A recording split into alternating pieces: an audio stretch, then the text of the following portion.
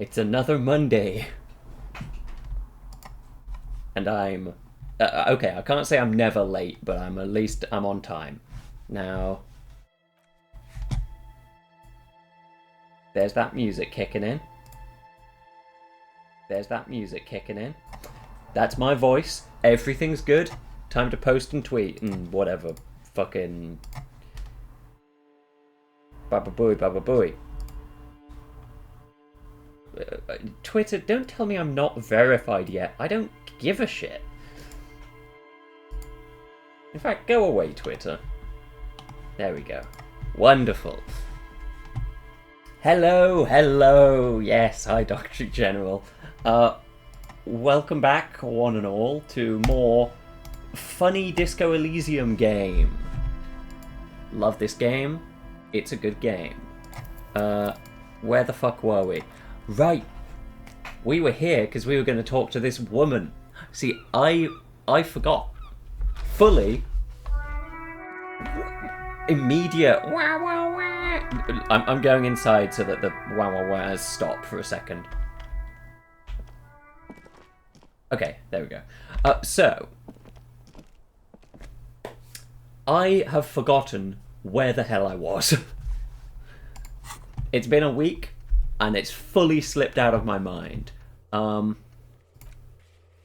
Confront Klaasje with Hardy's story. That's where I was at. Gotcha.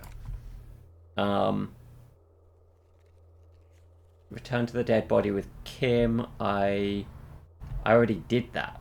Why is it not yet, like, set? I need to become a man of plenty. I need to confront Klaasje. I'm close to getting all the armor pieces, so that's good. I need to find the murder weapon, and I don't need to buy flannel pants from Kuno, but I can. And that's funny. Okay.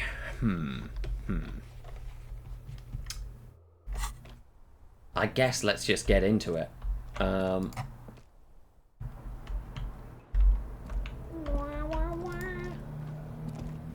It's always good to see you.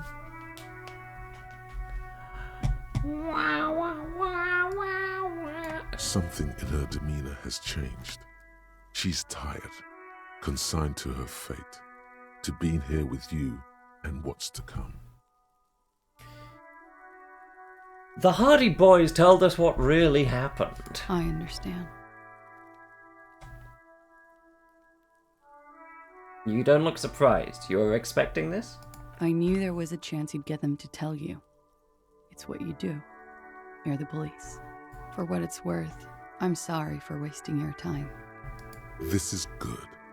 Clear the air first, between you two. Then move on to questions. Okay. No, it's not good. It's the opposite of that. This will let her dictate the terms of your... You're right, Volition. Thank you for reminding me. I can't trust my skills right now. Shush. I can't hear what she's saying. If you knew we would find out eventually, why did you waste our time? Because of the Hardys. I couldn't just dispense with them. They were only trying to help me. Out of the shit I'd gotten into. That's not a good enough reason. You're right. There's more. More? You answer to the coalition government, and by extension, the moral intern. Briefly glancing over her shoulder to the sea, as she's done time and time again. Where the cold oceanic expanse lies, and behind it, another world. Okay. I just have to think with Volition. Keep Volition in mind, don't trust any of the skills.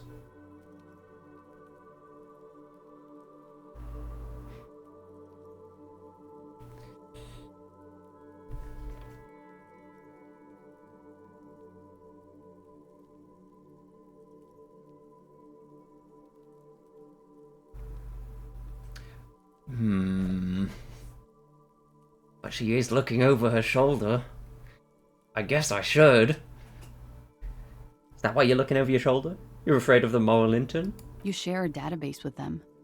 You send people to their courts. What's going on? What did you do? Just business. but bad business for some people in the moral intern. If I show up in your records, officer, they will find me. They will What happens if they do? kill me, sir. If you file my name, take me in for questioning, enter me into the moral intern mill, well, then I'm fucked. For nothing.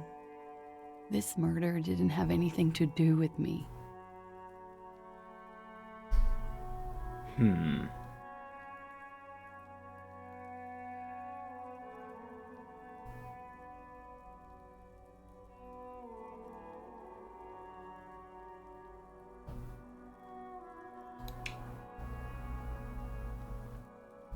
When was the window changed? Last week, Angus and Titus's brother, I think he's called Tibbs, took care of it.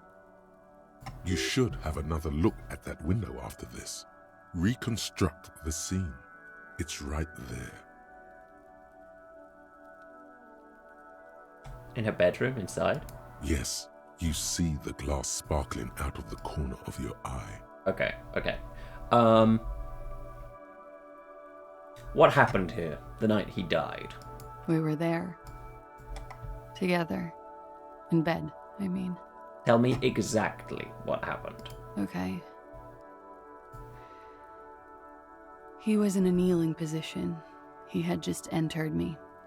I was on my back, looking at him. I heard the window behind me shatter, and I turned to look. There was a hole in the glass. I turned back to him. His eyes were looking through me, and his mouth was open. Dumb. I could see. Her chest rises and falls with each word. She keeps herself together and says it. I knew he was dead. Before he fell down on top of me. Then what happened? He was heavy. I pushed him off and he fell to the floor. There. He only had his boots on. I bit the pillow, not to scream, then ran downstairs. I waited for the second shot to come. For me. I thought there would be one. It never came. Okay, that's curious. She's forgotten about her cigarette. The butt has burned right down to her fingernails.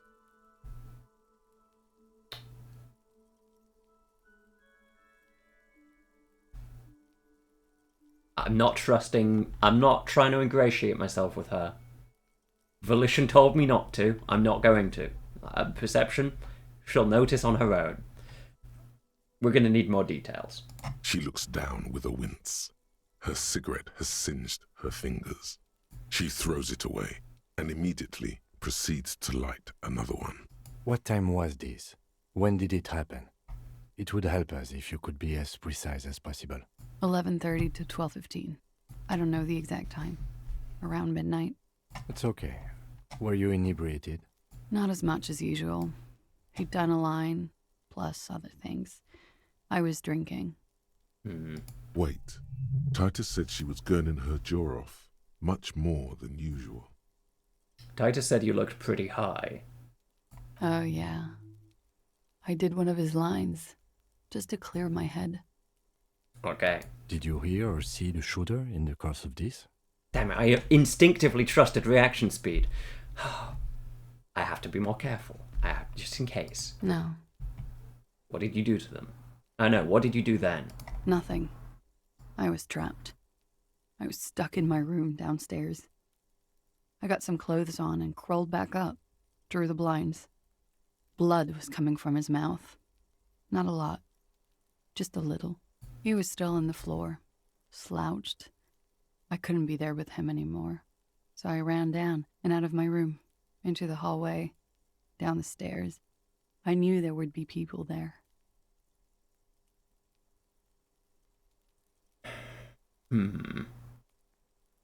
When it happened, did you hear a gunshot? When he was shot? I may have. I don't know. I couldn't hear anything over the glass exploding. The gunshot wasn't that loud. This is something to keep in mind when assessing the distance of the shot. Sylvie was tending the bar. A lot of people were there. The Hardys were at the table in front of Oh, the stage. sorry, I just sneezed. I think the Union I box caught it was in time. full. I muted myself.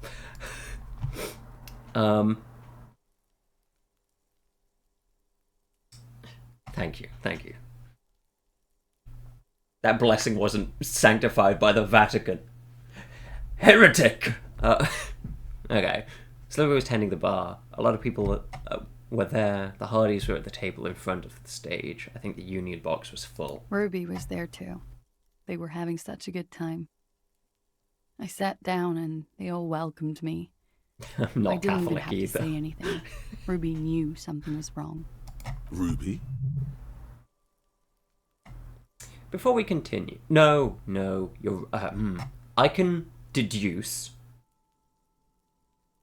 from the previous knowledge that we have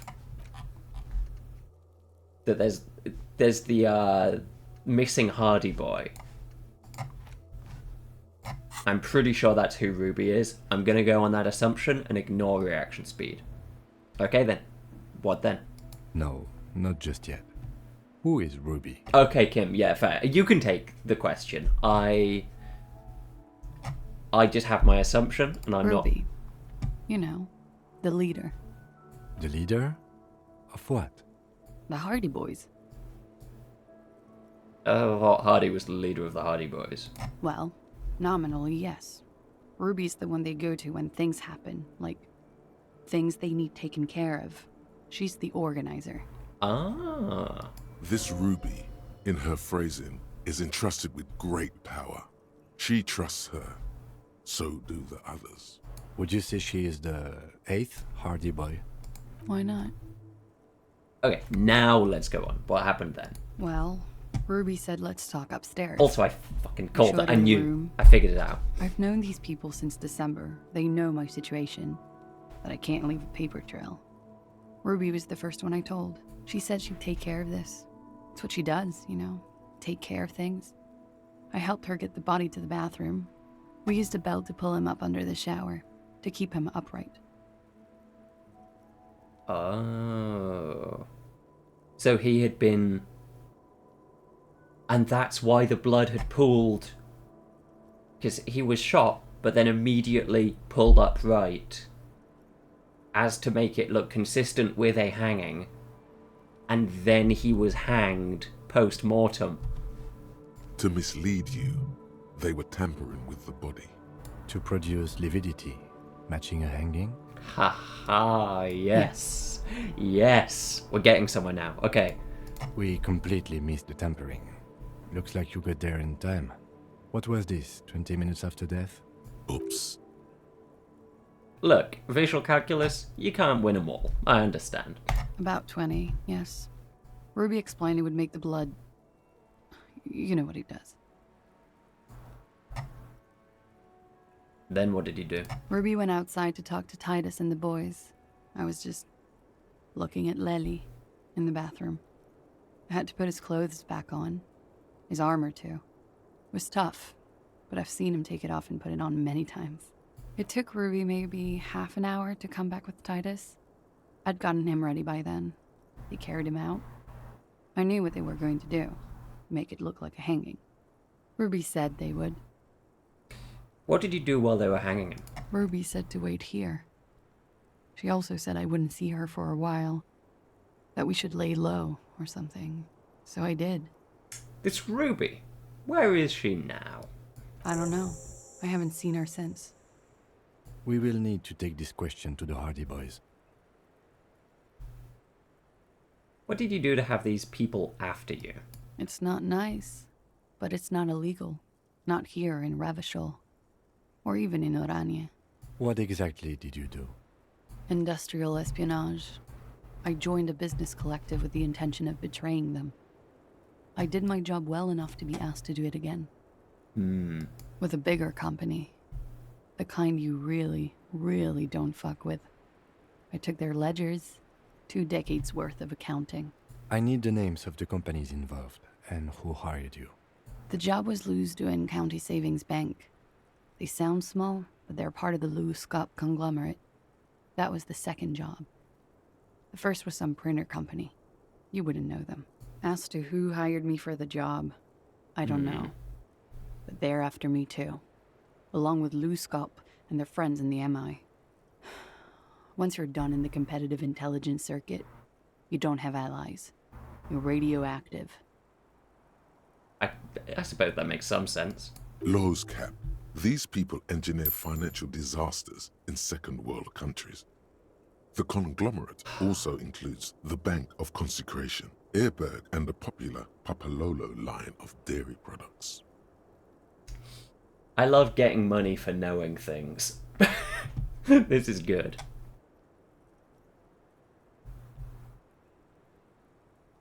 Papalolo. Yeah. Papa fucking Lolo wants to kill me. Ah, I see.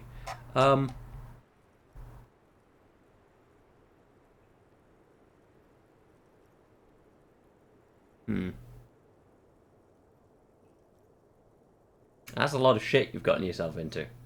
Encyclopedia is my favourite skill, I think. I think mine still shivers, but Encyclopedia is up there, for sure. It is. Many people lost their jobs. Not just C-suite. Ordinary people. What I did to get to accounting, a lot of people got hurt. But that's just more of my shit you shouldn't have to deal with. You're solving a murder. Could the people after you have killed him? That's the first thing that went through my head when I heard the glass break. I thought And? they'd found me. They've killed him to punish me. All last week, I've tried not to talk to anyone or be seen with anyone so they wouldn't be hurt. I've come to understand, however, this is paranoia. What happened didn't have anything to do with me. I mean, we can't write it off completely. Like, maybe it did. But it probably didn't. So I think I'm going to go for the middle ground option of, yeah, that's something to consider. We can't go after Loose Cap. Not yet. There are other, saner leads. I don't ask you to, Lieutenant. If there's one thing I know, it's that you'll get nothing from there. Why did you call the cops if you're in hiding? Because I'm an idiot. Which is an indicator of truth. I don't think so. Why did you do it? You have to understand, the people around here, no one was making the call, and he kept rotting. And then they picked his clothes off, and that little fucker threw stones at him. He kept throwing stones at him for 3 days. I could hear the thud, thud. So I called you. I hope with all my heart it's not the last thing I do in Ravachol. She definitely called the cops. That was task complete. It could not have been a lie. That is impossible. Well, yeah, we already know that drama. She tampered with the electrics of the wire. We've reached that conclusion already, bud. Oh God, that was a lie too. Who made the call then? Oh my god, Volition. Okay. Okay, Volition. Maybe we're going crazy, but...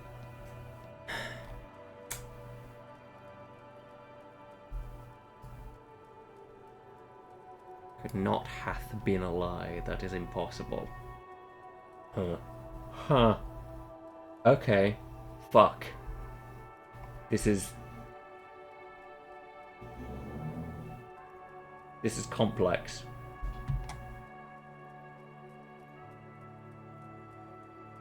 I feel like I have to ask this because I don't know what to trust in this moment. So, did you kill Lely? What? Why would I put myself through this? Insanity. Get myself cornered like this. He wouldn't have died if it weren't for me. I know that. But I would never hurt him.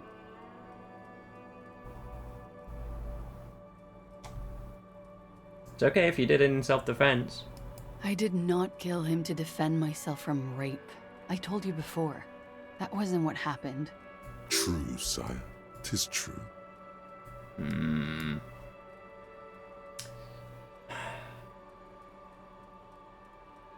Okay, I'd like you to answer some other questions. Like what? And by that, I mean, I think we're done here for now. She nods, silently. She doesn't even smoke. Just picks up the cold coffee and holds it in her hands. He's thinking, are we done here? Or should we arrest her? She's a flight risk and she lied to you. She should be taken into custody. No, that won't be necessary. Just leave her alone. She's been through enough. She doesn't need this police brutality. This guy won't budge. You have to wake Multiface up, forcefully, if you want to continue pushing her. Okay, that's a good chance of success, though. But they'd love that did him in. She lied about making the call, discussed the secret route, manipulating my skill set. Okay. Yeah. Let's try it. Drama? Drama, wake the fuck up. Drama, we need you to be able to tell what is a lie and what isn't a lie right now. Who? What?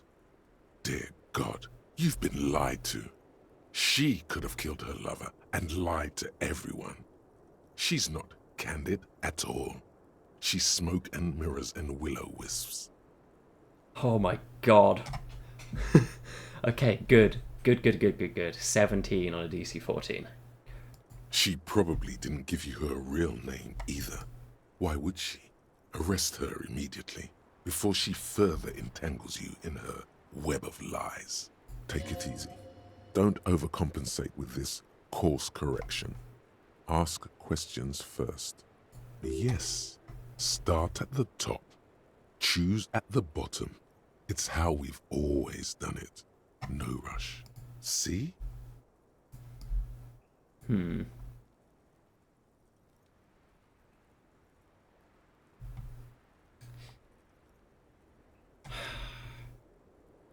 Start at the top, choose at the bottom.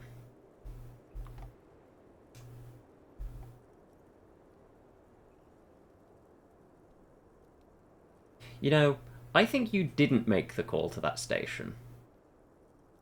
I did. What is this? I called your desk or whatever it is. The numbers are all over town. Call 8-100-2 for emergencies. There was an older woman on the other end. It sounded like she was smoking. She took my complaint. She coughed. That is the emergencies desk number. Anyone could know that, sire, by looking around and calling the desk. I don't believe a single word she says. What time did you make the call? Thursday night. It was late, sometime after 12. It checks out. Anyone could know the number, and that someone coughed. It means nothing. But I know the time of the call, too. I know I have not been 100% truthful with you, officers. But I am now. Your real name isn't Klaasje Amandu. I agree. You wouldn't give us your real name, not when people are after you. Okay.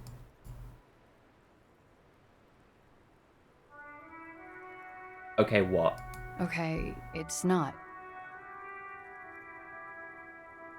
You log your work Good. every week. It's all transmitted You to can tell me the common server. truth. I couldn't just beg you not to enter my name. So I lied. Like I lied before. Like I did at LCSB. I have to lie all the time. I'm so tired of it. Was the passport bullshit too? That you keep your... the passport you keep hidden? No. It's submerged in a plastic buoy on the coast, in the reeds. It just doesn't say Klaasje Amandu. It says Anouk Mea Smit. Okay. Falsified documents? Passport and visa. Given to me by my employer. I can't even use them. My employer probably leaked the name, Mea Smit, to hurt me. Why would they do that? I didn't show up to a rendezvous. They don't take that lightly. I didn't show up because I was afraid they'd do something to me. The job was finished. I'm just a liability now. She fears an arrest right here and now. This has been an awful turn of events for her. Where's the the buoy, as you put it. I would say boy personally, but you know, to each their own. West of the boardwalk, in the reeds, on the coast there. I put it there when I first arrived. Haven't been there since. I'm not sure I could even find it now. Baba boy. Baba buoy. That's good. It's useless. West of the boardwalk in the reeds. We have to check this buoy out. The lieutenant makes a note of it. You're welcome to it. It's in the reeds northwest of here, past a broken sewage pipe, right near the waterline. I'm going to try and get her to tell us her real name. Tell me your real name! It's Katarzyna Elysium. Oh wow, it worked. It's a Grad name, Jimsk or Yugo-Grad in origin. Not Occidental at all. Smells of motor oil, tiger, economic desolation, and rock music-infused alcoholism. That's not an Oranese name. It's not even Mundi, it's Grad. My parents were Zhimsk immigrants, but I'm nationalized Oranese. All I remember is Oranje. Elysium is my father's name. I see.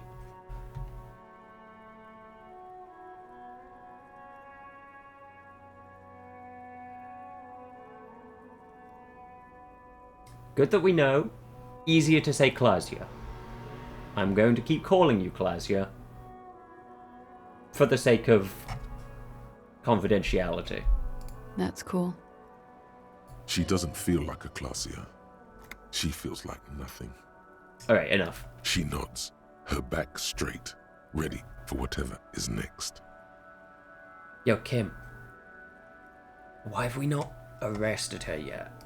There may be grounds here, at least for an extended detention. A little whimper. The young woman hears you. She's looking around.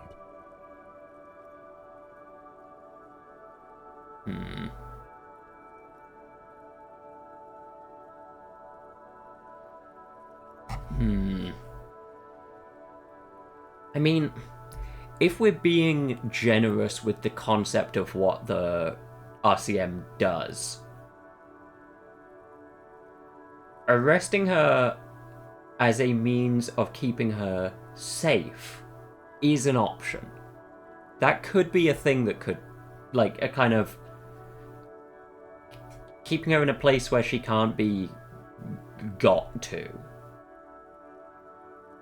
I don't know if I love it. I mean, I know that I don't, but there's something there.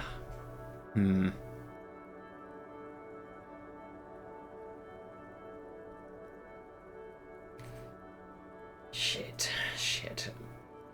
I think I have to. Because if she's out here, she's causing problems for the investigation.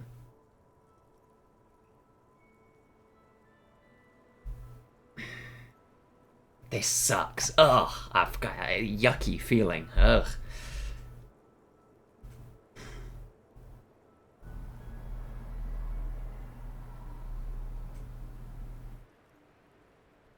I'm gonna do it. I don't want to do it, but I'm gonna do it.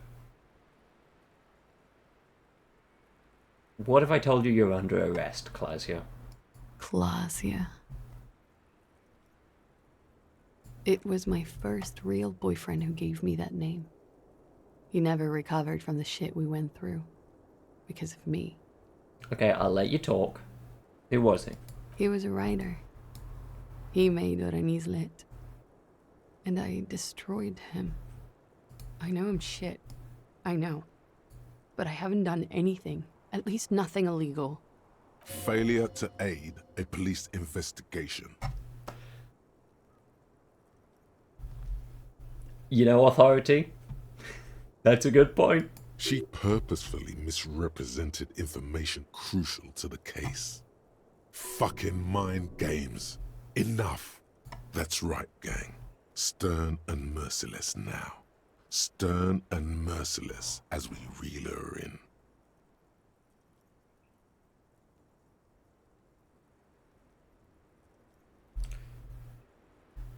Bailey to aid a police officer. You've wasted our time in a time-critical investigation.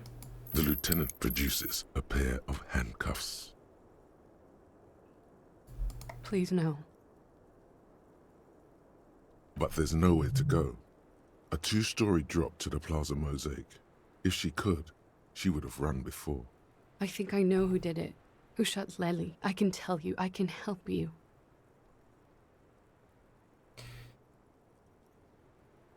Then you'd better start talking now. Because it's not like you're going to get a big opportunity to do so in the future. What do you know? Who shot him? She's silent for a second, as if looking into herself for certainty. Then, in a hushed voice, she says, gearing up for this betrayal is hard for her. Ruby.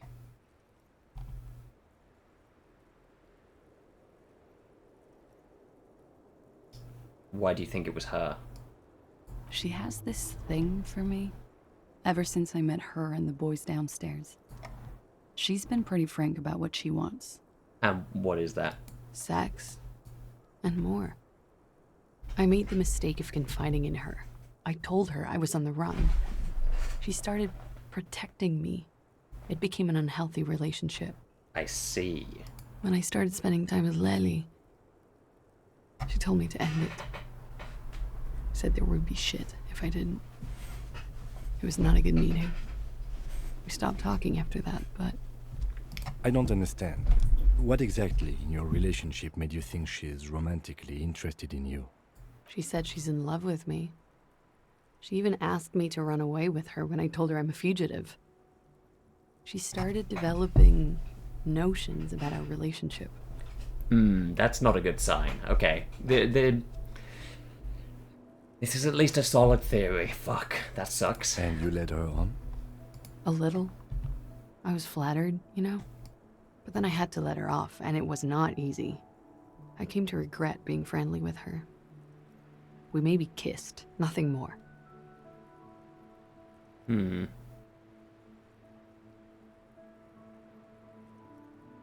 don't know what to make of this. I know what this sounds like. That's why I didn't want to tell you before. But she knew what had happened when I came downstairs. Somehow, she knew Lely was dead. She wasn't surprised at all. When we came up here, she was calm as a stone, too. She cleaned it all up like she had a plan. And the key to the blue door was outside the window of the Hardy Boys' little corner. It's not unreasonable that someone could have... that one of the Hardy Boys used that key to sneak up here, kill him, sneak back down, dispose of the key. I see. There's unfortunately water. There's weight to this theory. Shit. Okay. That is a little strange. People don't usually keep things together under stress like that.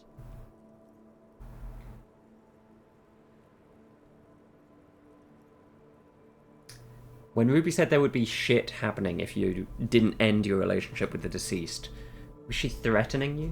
She came over one night, drunk, said she'd turn my life into a living hell.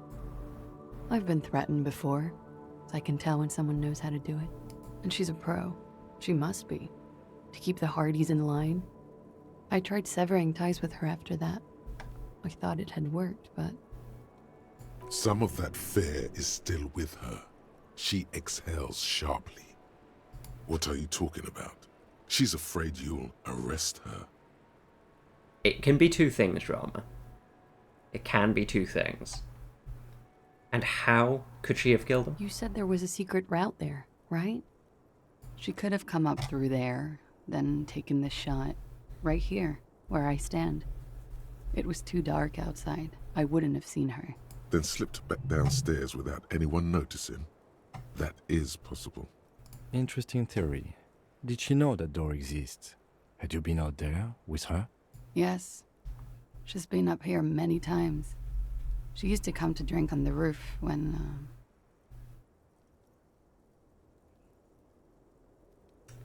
You're thinking about the peephole, right? The The perforation in the pinball workshop wall. Oh, that's a sentence. The perforation in the pinball workshop wall. She would have seen us. My bed is right next to... You mean to suggest she made it? No. No. Why would she do that to herself? No, I just remembered you told me about it, and... She's not really sure. It was right above the bed. She could have seen all sorts of things from there. Don't let your imagination run wild here, sire. Keep it on track. Okay, that's it for Ruby. Okay, and what? Arrest the liar now. Don't arrest her. Push her a bit more, but then let her off. That Ruby thing was solid. And she's beautiful. Authority? Don't love... I mean, at least you're being blatantly obvious that you're, She's stuck here. She's already in prison. Look around. She's only trying to help you. Who? Her. Stop letting her distract you. Okay.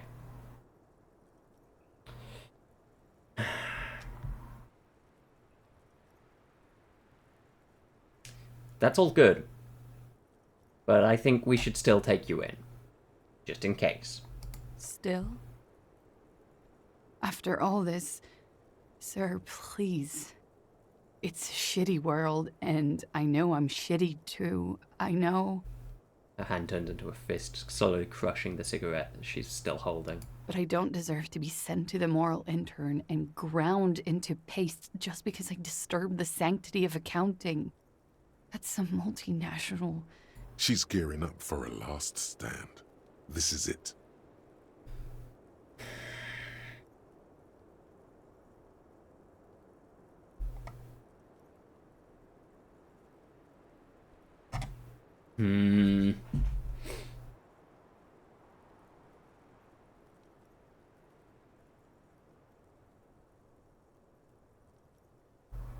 This fucking sucks. I'll let her try. One last thing. What other option do I have? You have those station calls, right? Where I have to show up at the station or I'll become a fugitive. You can write me one. You don't have to take me in right now. I promise I won't go out anymore at night. I'll be right here. I know you can do that. Just let me come in on my own. In 2 months, or maybe even 1 month. That's all I need. You do have the form. That's it. I'm calling it.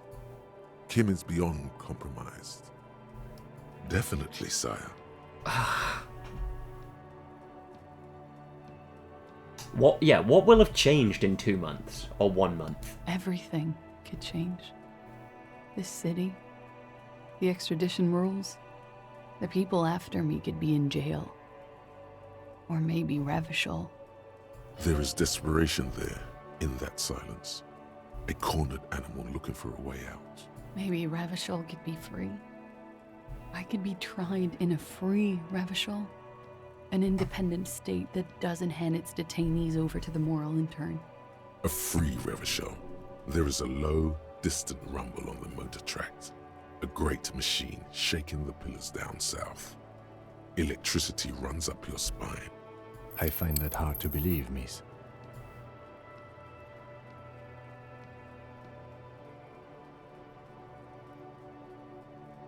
What was that feeling? It's coming. Yeah, but Shivers... I can only in this moment trust drama and volition. You could just be saying that, Shivers, to make me feel like I should.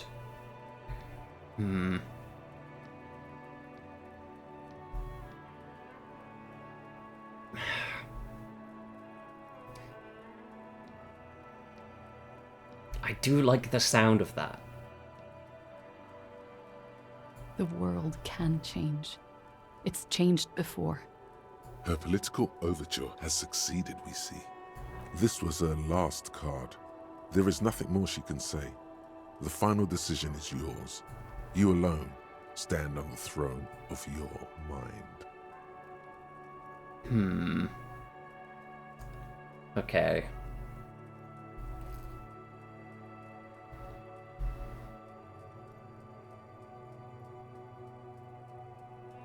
What do you deserve, then? I don't know. To spend my days with smoke, drink, and dance, wallowing in shit. Just like everyone else. Oh, I really hate this. Okay, yeah. I've made my choice, I say. I haven't yet. She looks at you in silence, her face filled with fear, lips parted.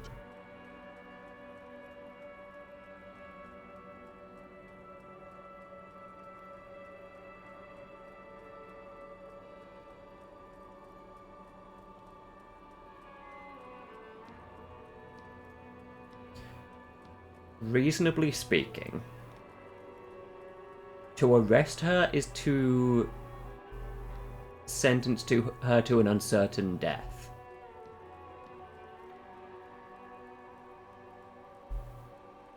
A station call delays that, but it delays it in the hope that something's gonna be better within a month. And letting her off the hook just feels wrong. She prevented an investigation. She actively went out of her way to hide what happened.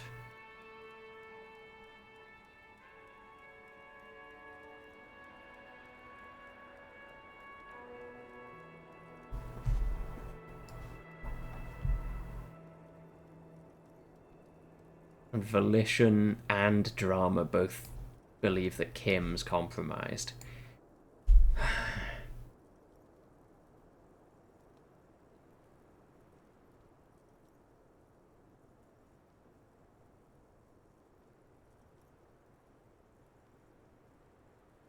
Damn.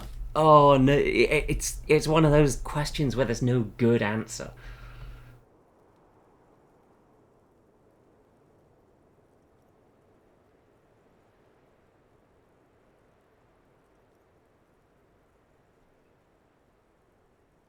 She did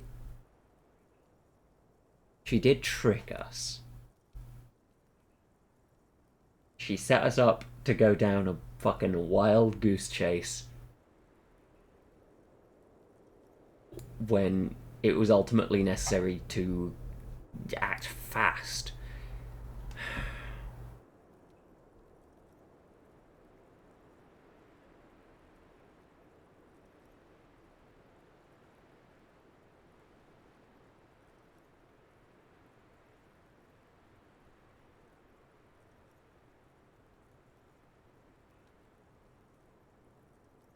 Yeah. In this instance, I think I have to trust Volition and Drama. They know what's happening here. They're the only two that are, like, not compromised.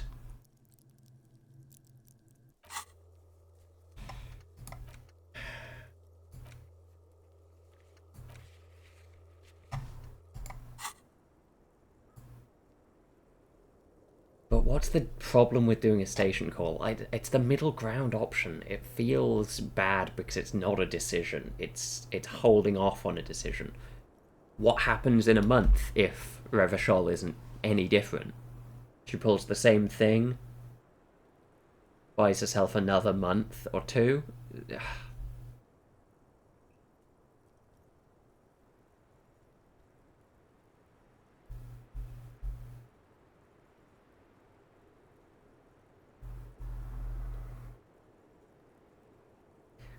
But what's the downside of it?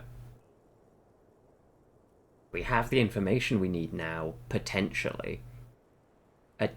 An okay theory as to who killed the guy.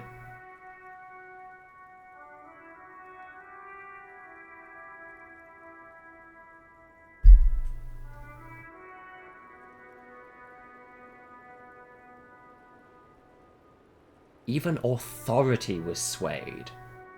That doesn't happen.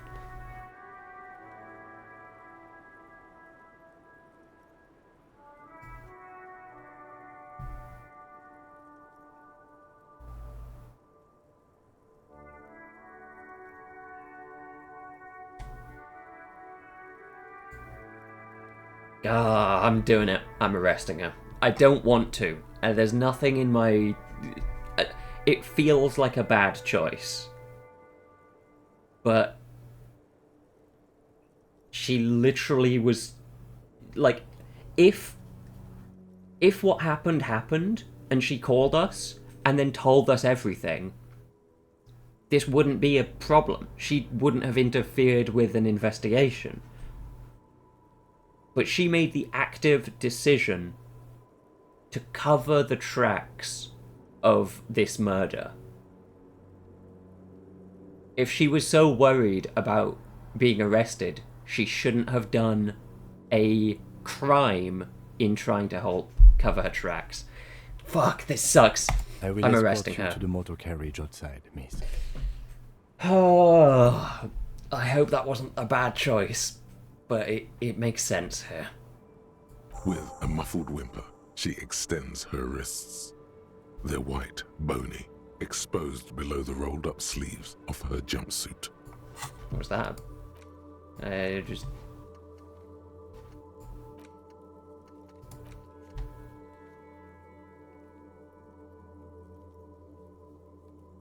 hidden way to arrest Klaasje and have Kim take her to Precinct 57 for safekeeping. She's not to be trusted. This won't be necessary. I will take you to Station 57 myself and slow the extradition process as much Honestly, as not really a good choice available. Yeah, no, I figured as much. Like, one of them gives her a slight amount of hope, but with no benefit. There's no positives to any of the options. At least sending her to 57 means that she's safe from whatever may happen next. And slow the extradition process as much as I can. It may be possible to stall it indefinitely, but you will be safer there for the purposes of this investigation. Thank fucking God. Kim. Angel. Actual angel. You know what needed to be done there.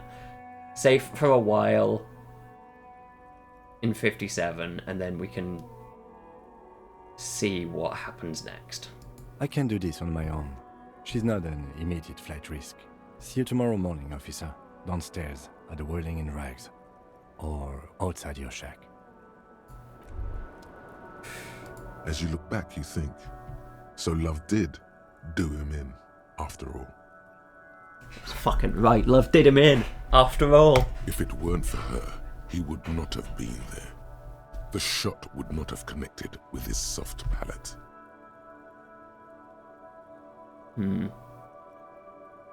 I don't think I did the right thing, but... No, now that the decision paralysis has kind of faded away, I think of the options, this was the right one. So I do think I did the right thing. Feels good, doesn't it?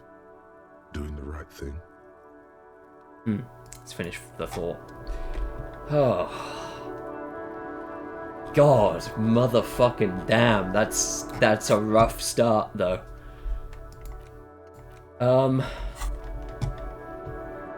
Right.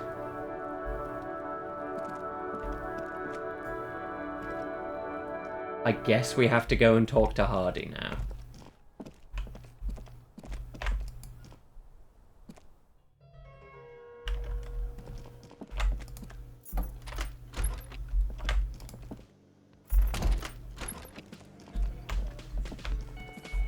Oh, it's gonna suck talking to him. Maybe I should do something else first. No, I can't avoid doing my job. Just dragged her away, huh? Stone cold.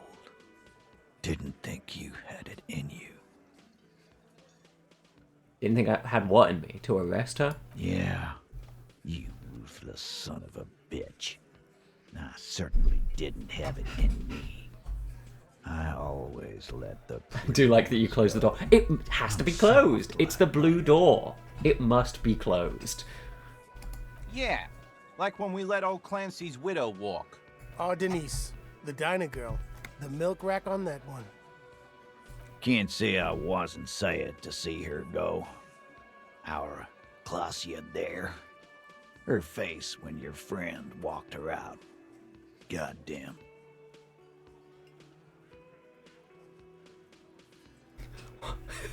What the fuck is this? 1/3 of humanity will be culled, and you're worried about a single lamb? That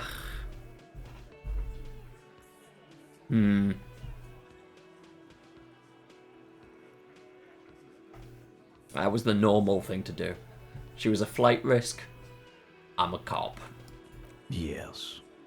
Normal. Nothing to do about it now, I guess. I just hope she can game her way through the system and come out the other way. Don't think I forgot how I specifically let you know how I felt about her arrest either. Now, what do you want? I talked to Klaasje.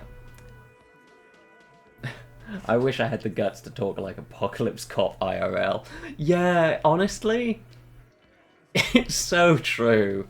To just go out day to day and be the ultimate doomsayer. Kinda sick, actually. I don't know enough, like, you know... I feel like if you want to be Apocalypse Cop, you have to talk in iambic pentameter. It doesn't feel like... Like, I know technically that nothing they say is in that, but, like, come on, you know? You gotta sell it. Okay, right, Titus. I talked to Klaasje. Now I need to talk to Ruby. Why?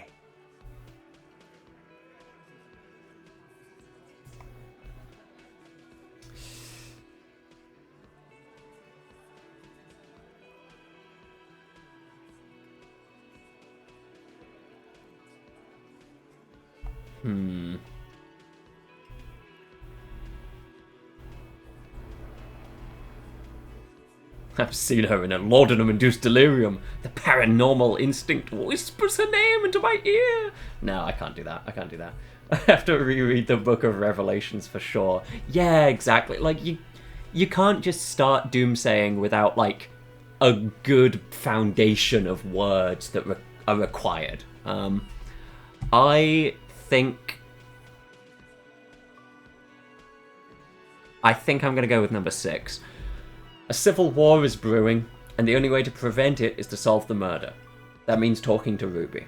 Sounds like you want to push this steaming pile of shit on anyone. And now you pick Ruby. Well, not on my watch you won't. Ruby's one of us. We're not gonna throw her under your moral intern steamroller. Fuck that shit. And fuck you too, moral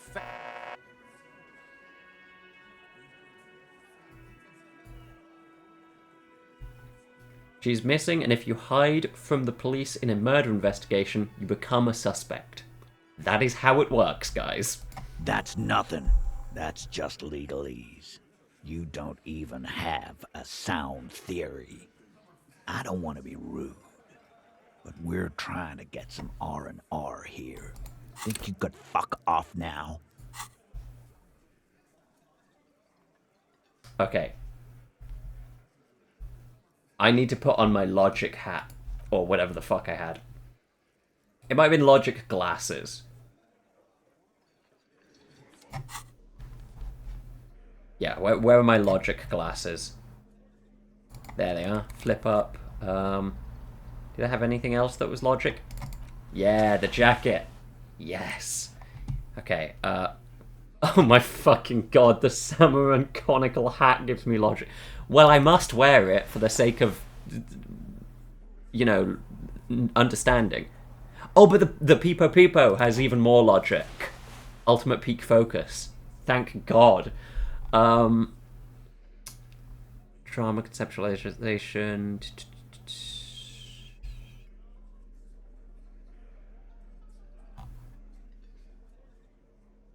Is there anything giving me a minus to logic? Plus rhetoric, minus empathy.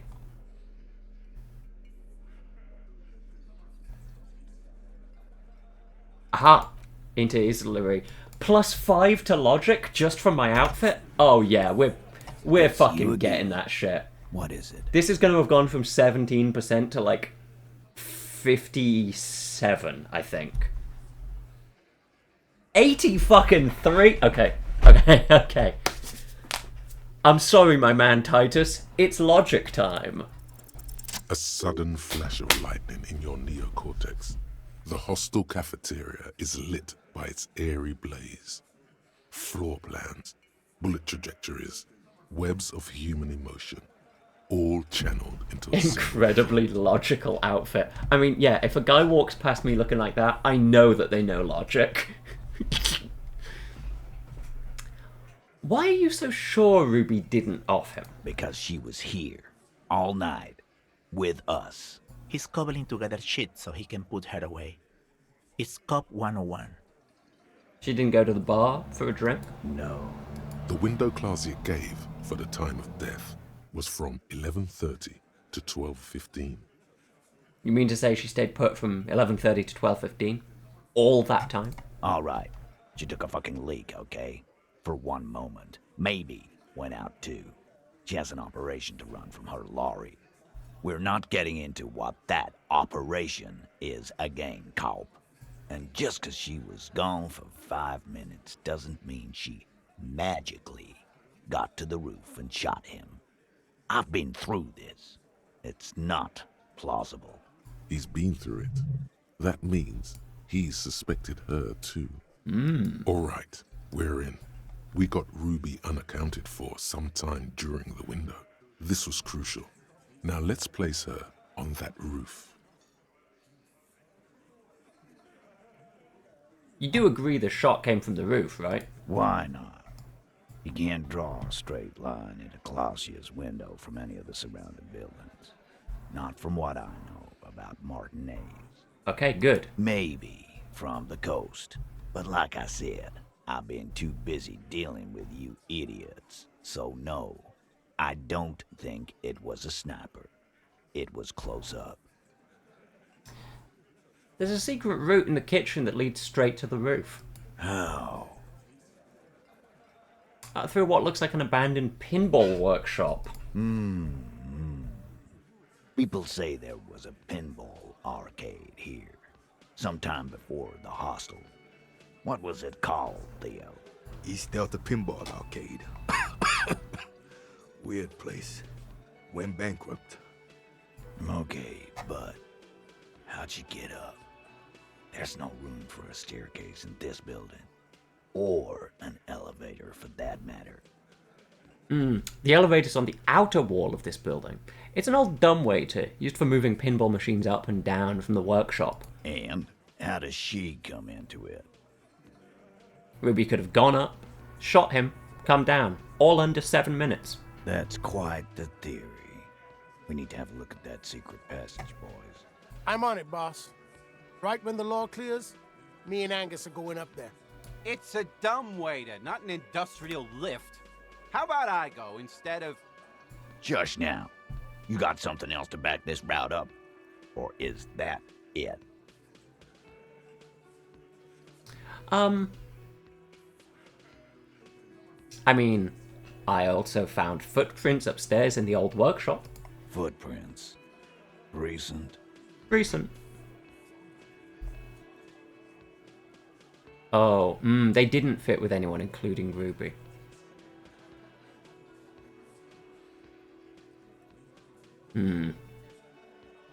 That's a good point. It would have been someone else.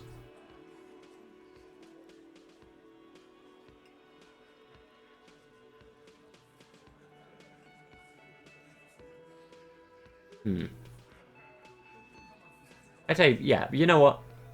They can have a half-truth. They can have a half-truth. Recent. What else could you make out? How recent? What size? They were about a week or two old. That close, huh? How fortunate. I'll take a thorough look at those prints myself before I believe that, Cop. Good news is, I'm still listening.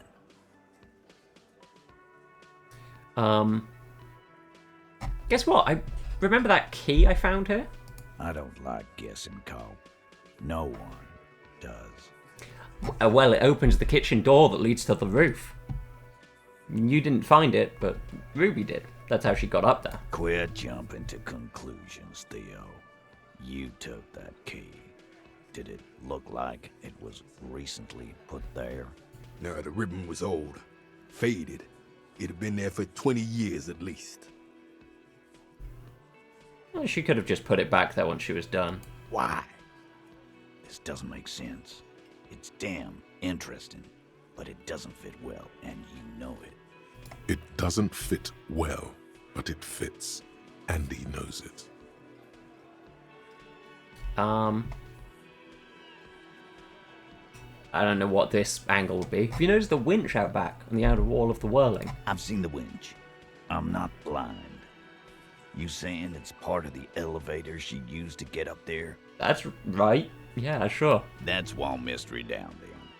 An architectural mystery. Doesn't much concern Ruby, does it? What the fuck would saying the pinball machines are operational benefit?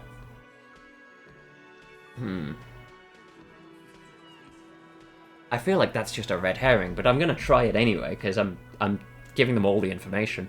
There were pinball machines in the workshop, still operational. Right. What the fuck does that got to do with Ruby? Just making an observation. Let's move on. He makes a gruff gesture for you to continue. Have we firmly established Ruby could have had access to the roof where the man was shot? Firmly doesn't go well with could've. There's a route to the roof. Me and the boys need to check it out. That's what we've established. But a route does not put that bullet in his head. A gun does that, and Ruby doesn't carry one. Phase 2, murder weapon. Get a gun in her hand.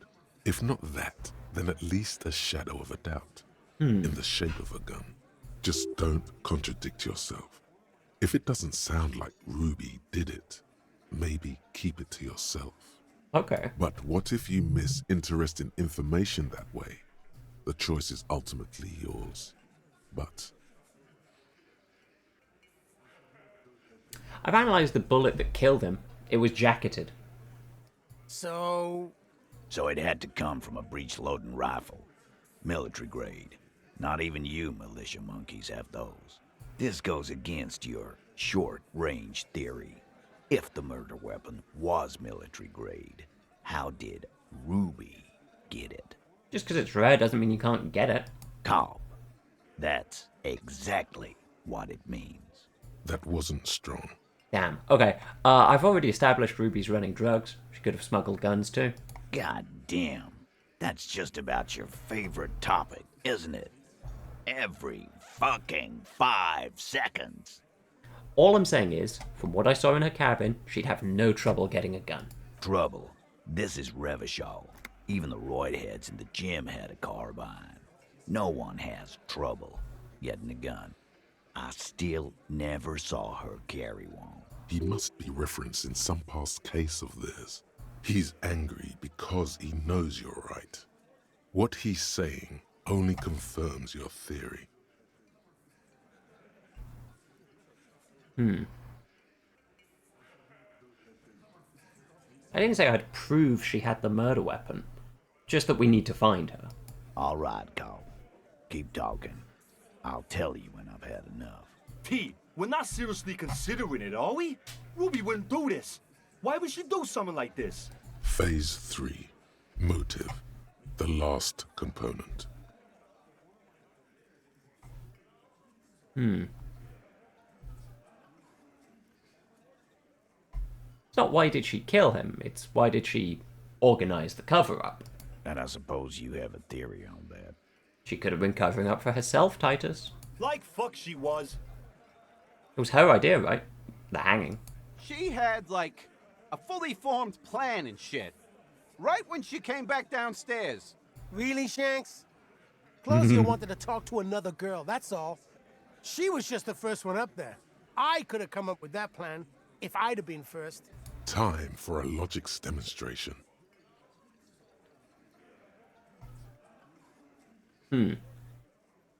Okay.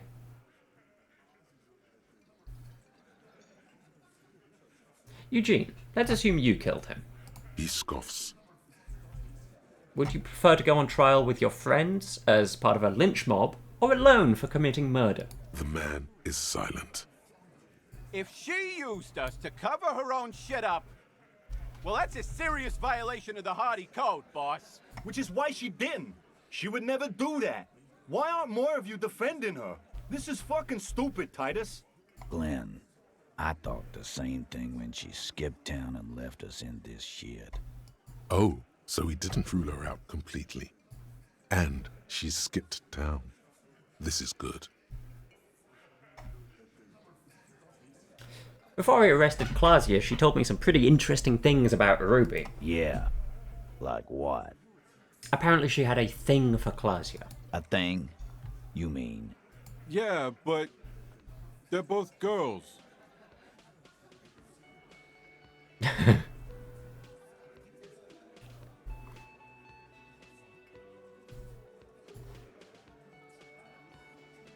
She probably went to university and learned it from a liberal! No, I know, it's bewildering for me too, but that's what she said. It's not bewildering. It's like, whatever, man. Guys, I'm not the only one who knew. Right? Knew what? First he says she's murdered him. Now she's a too? It's a lie. Come on, Glenn. She likes Monica's titties more than you do. Everyone knows which way the wind blows there. I did. I knew it. That's why she didn't fuck me at Fatty's birthday party. She didn't fuck you. 'Cause you're 40, and you still live with your mom, Dennis. Klaasje said she made advances on her, and she thwarted them. She also threatened to end her relationship with the deceased. This is some sordid shit. It's also the kind of garbage our Miss Aronier puts out to cover her own ass. She did.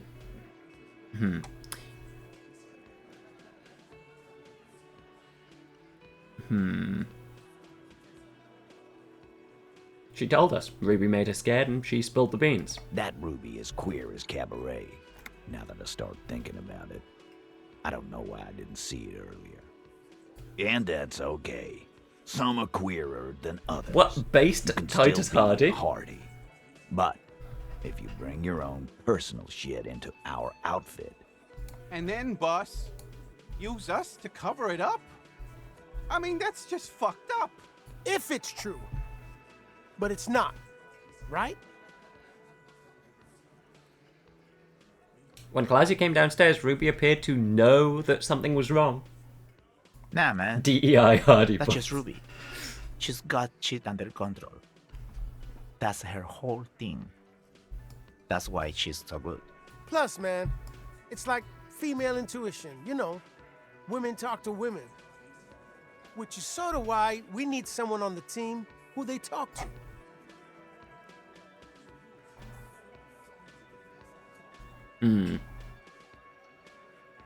Or she knew what happened because she killed him. not so useful. Fucking hell. Maybe it's all part of a leadership challenge against you, Titus. There's no fucking leadership challenge. Just when I thought you were taking this seriously, cop, you put your head in your ass. Man, now he's just throwing shit against the wall to see what sticks. Look, okay, Titus, you have to see it. Things don't add up, and I need to talk to her. Silence. He looks around the room. The old man in the corner nods. A very small nod. And a trickle of tobacco spit on his lip. Ugh. Yeah, I see it.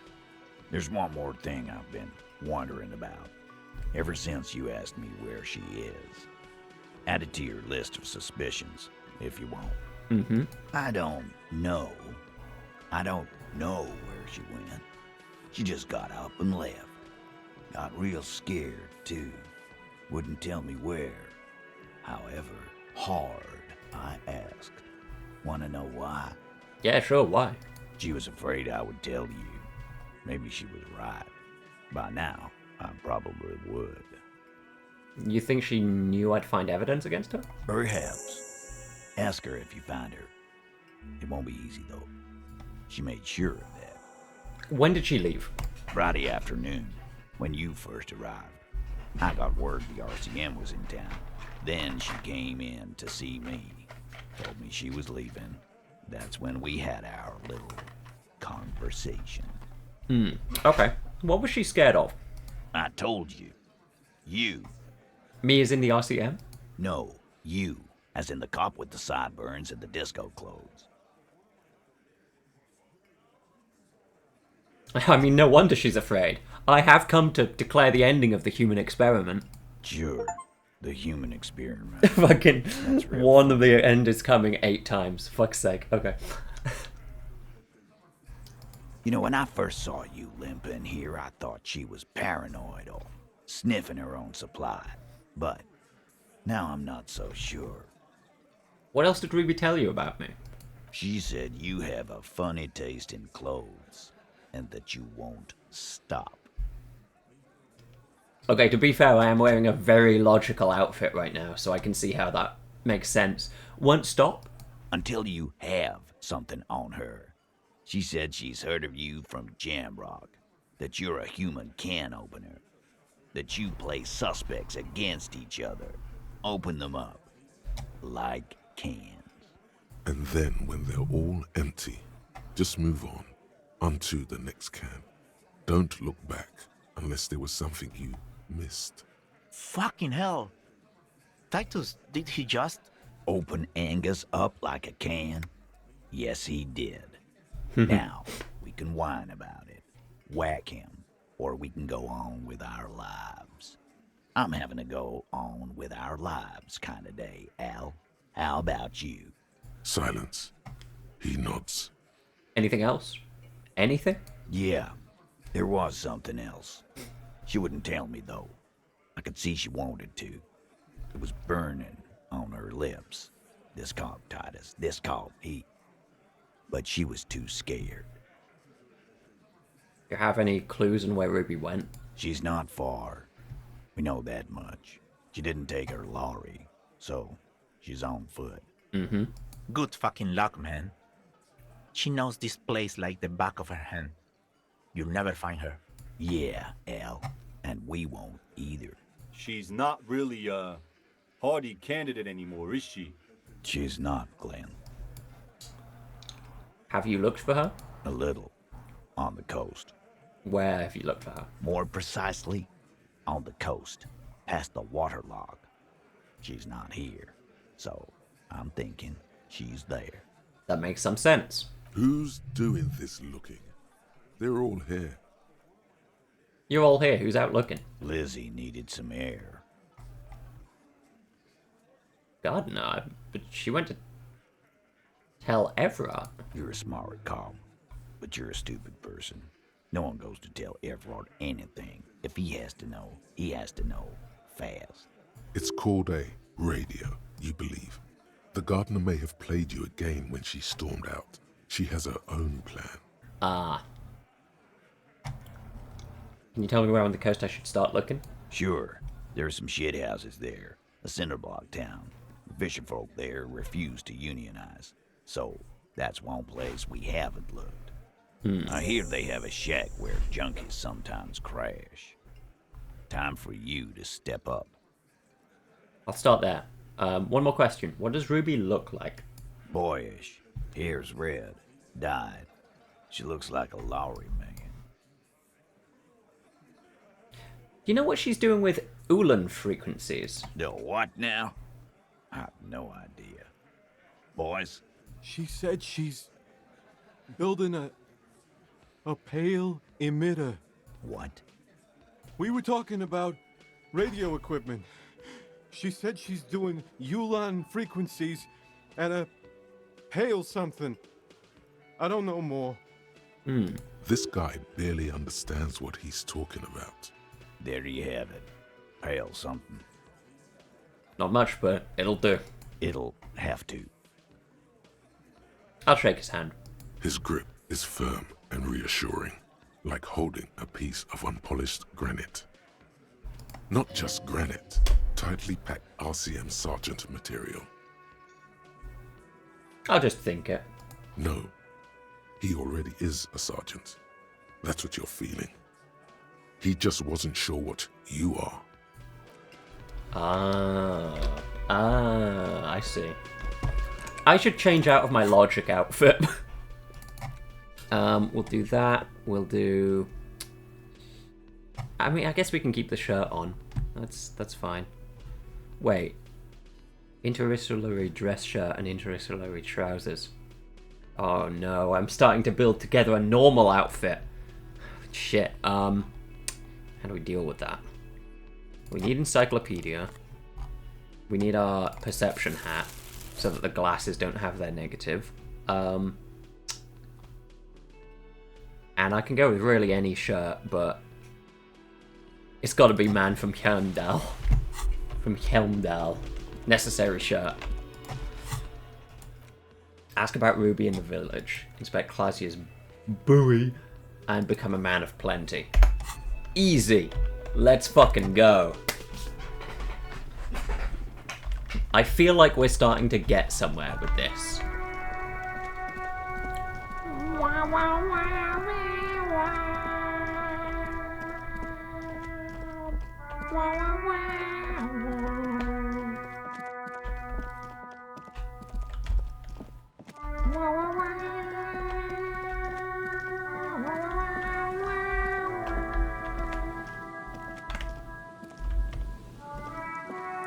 I'm just gonna check this trap again real quick. The trap is full of locusts, but they seem weak and unhealthy. A few lie on their backs with their legs twitching. Still, no phasmid. Poor things. Okay, well... one day, there'll be one. I just gotta keep my eyes open.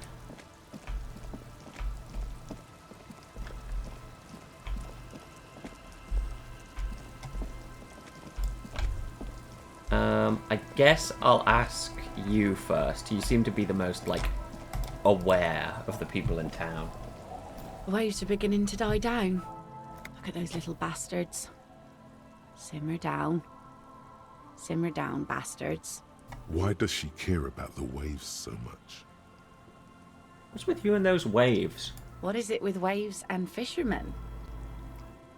We need to be out there with them. Fishing, making a living. So I asked them to accommodate me. Mm-hmm. But until that happens, I can try to assist you the best I can. So, what will it be, officer? I'm looking for someone else, actually. Oh? Who? I'm looking for a suspect who might have stayed in this neighborhood. Okay. When did this person stay here? Very recently, over the past few days. She might have arrived on Friday. Oh. I've been out on the sea for most of the past week. The weather's been good for fishing, so I usually start at 4 in the morning. Really? Yes, that's the optimal time. Got to make the most of the calm. I've been sleeping like a corpse after. The sea really takes its toll. Now I'm just waiting for the wind to settle to get out there again. Sorry I couldn't help you out. Maybe I can help you find someone else. No, that's it. Well, how That's can it for I now. assist you then, officer? Jesus Christ. I ain't suggesting that. Autosave. We're fine. What's up, washerwoman? Our tenant, the policeman. I hope the waves don't keep you up at night. What can I help you with? I love her accent.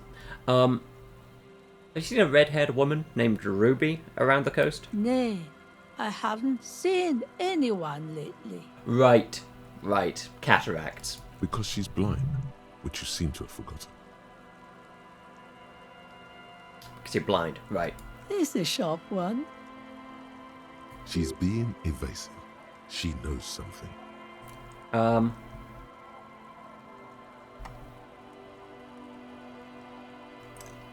This isn't about the Union, you know. You don't have to worry about retaliation. Ah, I should have known. This is yet another Union mess. I'm not afraid of them, you know. We are not in the habit of being afraid around here.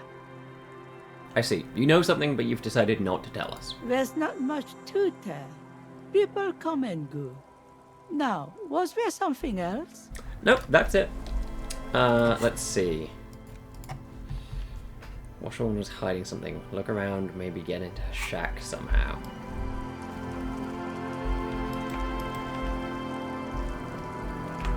This shack? This is my shack. What's that, though? As you look at the floorboards in this corner Ooh. of the shack, it's clear one of them isn't quite level. It with did say the there was others. something under the floorboards. The edge of a floorboard next to it looks scratched. Let's move it aside. Hollow space underneath the floorboards is dark and damp. You can barely make out the mixture of sand and sawdust below. What's in here? Nothing particular catches your eye. Looks like more reeds. There might be something hidden inside the sand, though. Something bad. Someone's night thoughts. A last resort. A bad idea. I'll search through the sand and sawdust. You stick your hand in and start combing through the sand. Dry, not like outside. Fine dust. And then, something hard wrapped in paper. What is it? A small cylindrical object. You pull it out. A bullet. A 9mm bullet, to be exact. Fit for all muzzle loaders of that caliber. This isn't for a breech loader like the murder weapon. The floorboard isn't interested. Maybe the washerwoman is. You have enough to confront her with. It's extra ammunition. She's locked and loaded, ready to fight some cops. Holding the bullet, you get the feeling this isn't ammunition against you. It's for herself. Oh. I see.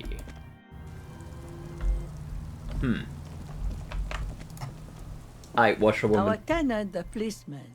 I hope the waves don't keep you up at night. What can I help you with? Why was there a bullet under the floorboards of your shack? Damn that girl. I'm guessing you didn't put it there. Ruby did. Gone and hid things in there?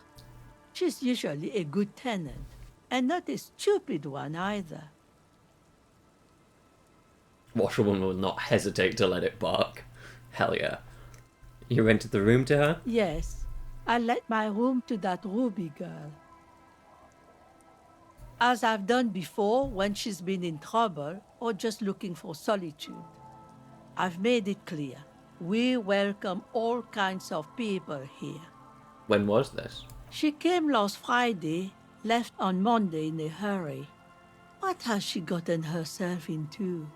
She seems genuinely worried about her previous tenant. She's seen her hiding out from trouble before, but this seems different.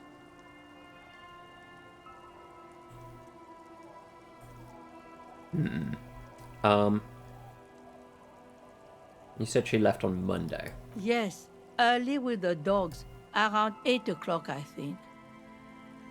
Is the room exactly as she left it? I cleaned it, like I always do. Was there anything else there? No, The truth, sire. Okay, thank you, drama. What's she like, Ruby? she's good company. Knows how to talk to an old woman. At my age, you don't get a lot of quality conversation. So I really appreciate that about her. Did she talk to you much this time? No, she was mostly silent this time. Kept to herself. What do you mean? She tried not to let it show, but I could tell she hadn't come to fish. Usually she likes to cast a few lines, but this time she mostly stayed in her room. Why do you think she left the bullet there? How would I know? She's a gruff one, but not violent. She doesn't go around toting a gun. You could ask her about your hunch, that it was a desperate measure. See if she thinks Ruby fits the bill. Smart. I have a possible explanation in my mind. Aye. Do tell. A seagull flies overhead, obviously a bad omen.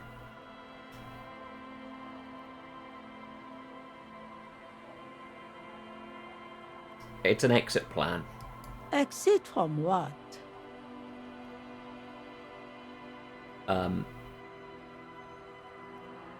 the world. No, she's a fighter. She really believes that. I heard she was a heavy drinker with anger issues. You ever witnessed that kind of behavior? Nothing of the sort. Sure, she was no stranger to the bottle. She fit in that way. But I only knew her to have a beer on the beach while watching the sunset. She isn't what you'd call a drunk. Even offered me some from time to time. Said it was part of the communal life. But I never saw her lose control of herself, the way some people do. Did she have any technical equipment with her? Like radio stuff? Not that I know of, though she was into nice music. She once showed me a few mixtape milieu she'd made. Although I guess she was pretty handy with the mechanical and technical stuff. Even fixed the heater in the shack. You should be thankful for that. She may simply have kept the equipment elsewhere. Where did she go? I don't know. Further up the coast. She tried to leave quietly, but the hinges on that door screeched like a cat in heat. Woke me up. I heard her rushing in those heavy boots, heading up north. You'll never find her, you know. She knows the coast like the back of her hand.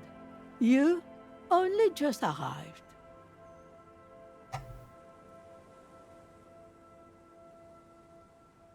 Man, I was really hoping she'd be hiding in this village. Yes, it's going to be too much work for you to find her. Better for you to stay here. Get a nice, cozy fire going in the heater. The failed electric mural.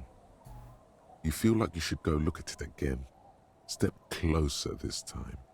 Oh, okay. Yeah, I'm off. One thing, officer. If you do find her, please go easy on her. She really means it. It's an honest plea. She's a good girl. Whatever she's gotten herself mixed up in. I see. Okay. Right. We left the village and went up the coast. Explore the coast for some... Oh my god, wait, I hadn't even considered... If I filled out the papers to have her check in at my precinct... My precinct runs pretty well. They would have fucking got her. Oh my god, I dodged a bullet. Okay, thank Christ. Okay. We left the village, went up the coast, explored the coast for signs. The electric building.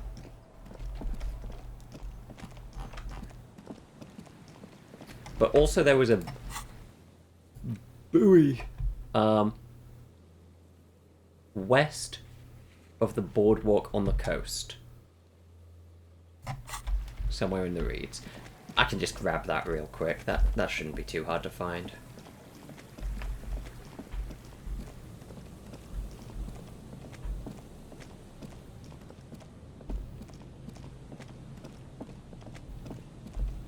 Aha! Could this be the buoy Klaasje The metal told you and about? plastic contraption bobs up and down amidst the trembling reeds. At first, it just looks like trash. But if you look closer, this must be the buoy Klaasje mentioned. Yes, spindly extremities have been here. Snap the cords keeping the buoy in place. A little longer, and it will be floating somewhere out in the open sea. What? Moves across the water, leaving no traces. You're cold again, as always. Yes, but who or what is this? Splendor. Let's pick it up.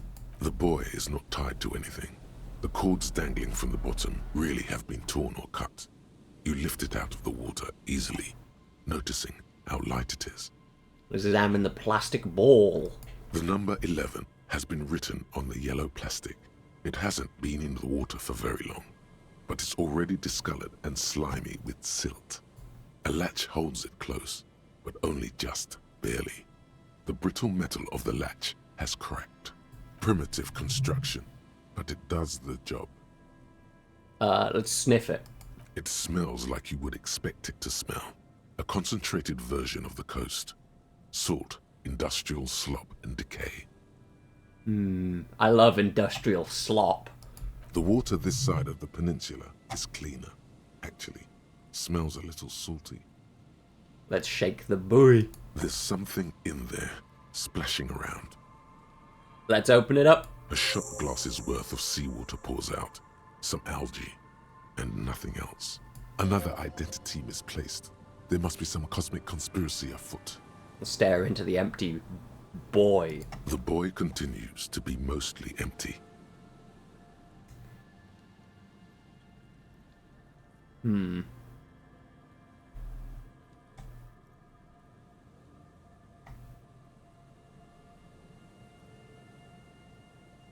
Maybe Klaasje... No, she wouldn't have taken them herself. Yeah, I just don't have enough information. I'm not going to try and guess. Coward. You should always try to guess. Okay, fair play. Fair enough, rhetoric. Sorry, my bad. No answers appear to you in the dirty seawater at the bottom of the buoy. Just the heavy smell of brine and silt and disappearance. Just leave it be. Okay, that's another thing done. I guarantee the phasmid's going to appear in this fucking one. If it's going to be anywhere, this is the only one where they keep saying the reeds are hissing. It's got to be real. It has to be real. Also, what's this? The beams are splintered. The bridge didn't collapse on its own. Artillery broke it.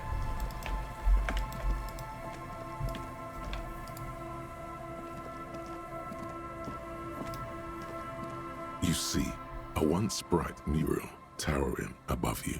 The signage has peeled off over the years, but you can still make out Feld Electrical R&D. A slogan used to intertwine with the loops a long time ago. Now, only a shadow of peeled letters remains. Let's take a step closer. Tomorrow is just a whisper away. I didn't mean to interrupt your perception, but I have heard that before, so let's take a step closer. Above the mural, a collapsed roof, broken windows set in walls that are cracking and will soon also fall, and the coastal breeze rustling and sighing in the remains of the edifice. Feld Electrical, you only know them as a small company that makes ink cartridges. Looks like they used to be big. I love generating money by being intelligent. There's something in the wind. Sometimes the only way to go forward is to fail first. Why do I feel like I know this place? Indeed. Somehow you knew it was here. An urban ruin, gutted by looters that once used to consume money and dispense warmth and light. You felt it before, when it rained in Martinez, and you felt the cold of the rain. The feeling persists. It has been in you ever since. Would she be in there? She? I don't know who you mean, but the building seems long abandoned to me. You try to peer in, but there are no windows on this side. Only the disinterested whistle of the wind. Lieutenant Kitsuragi stands in front of a mirror, fixing his orange bomber jacket. You should be asking him that question. I see. I'm not going to get further in finding her without Kim.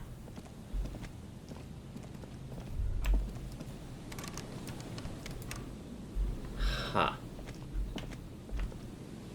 Maybe I can equip a pry bar and open those up. Oh, I'm so smart. Love to see that. Put that away. We don't need it now.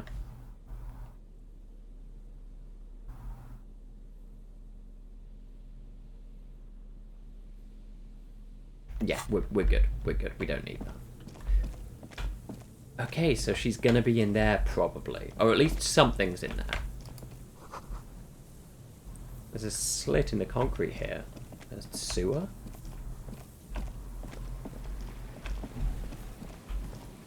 Let's have a look. The light vanishes inside the concrete slit. The structure goes deep under the earth. Yell. Oh! Into the slit. There's no echo and no answer. Damn. What's in there? Maybe it's just a storm drain for the sewer. Oh. Well, fair enough. That does track, actually. Right. We don't have a Kim with us anymore. I guess we should go and talk to the people over here. I did lower the bridge, but then I didn't speak to them because I had something I had to do.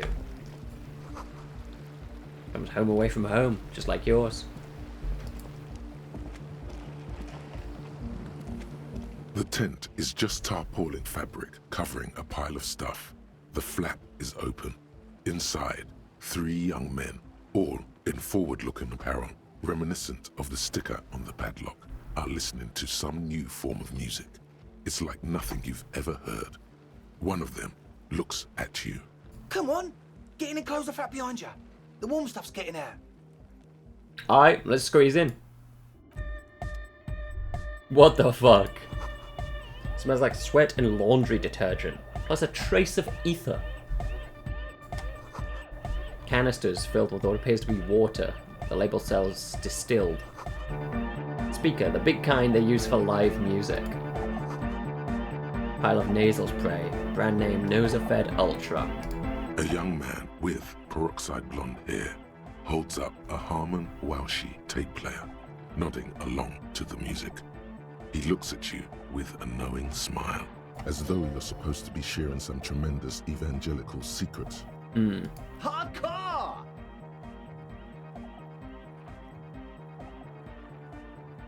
Is it? It's hardcore! I don't know. I don't know what to say.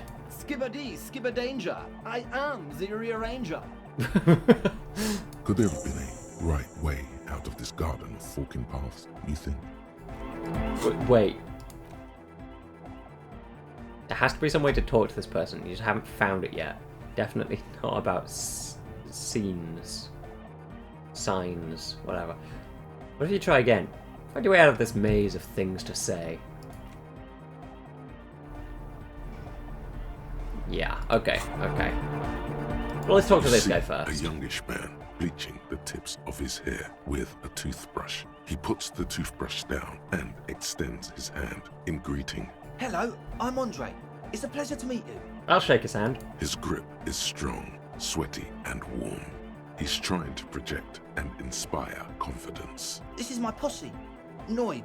The young man with earrings looks at you suspiciously. An egghead. Egg! Nice one, egghead.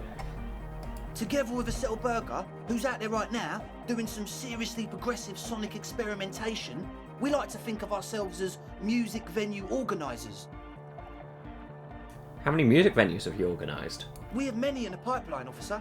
That means they haven't set up a single one yet. Gotcha. Why are you here? You see, we've been all over Jamrock North, prospecting for real estate to establish a new venue in. Right. Also for talent. Yeah, thank you, Egghead. And while there is no shortage of raw, unfettered talent spinning tapes in Jamrock, we've had rotten luck with the real estate part. Place is a shithole. Right. I apologise for my friend Noid's potty mouth. I realise this is not how you speak to a police officer.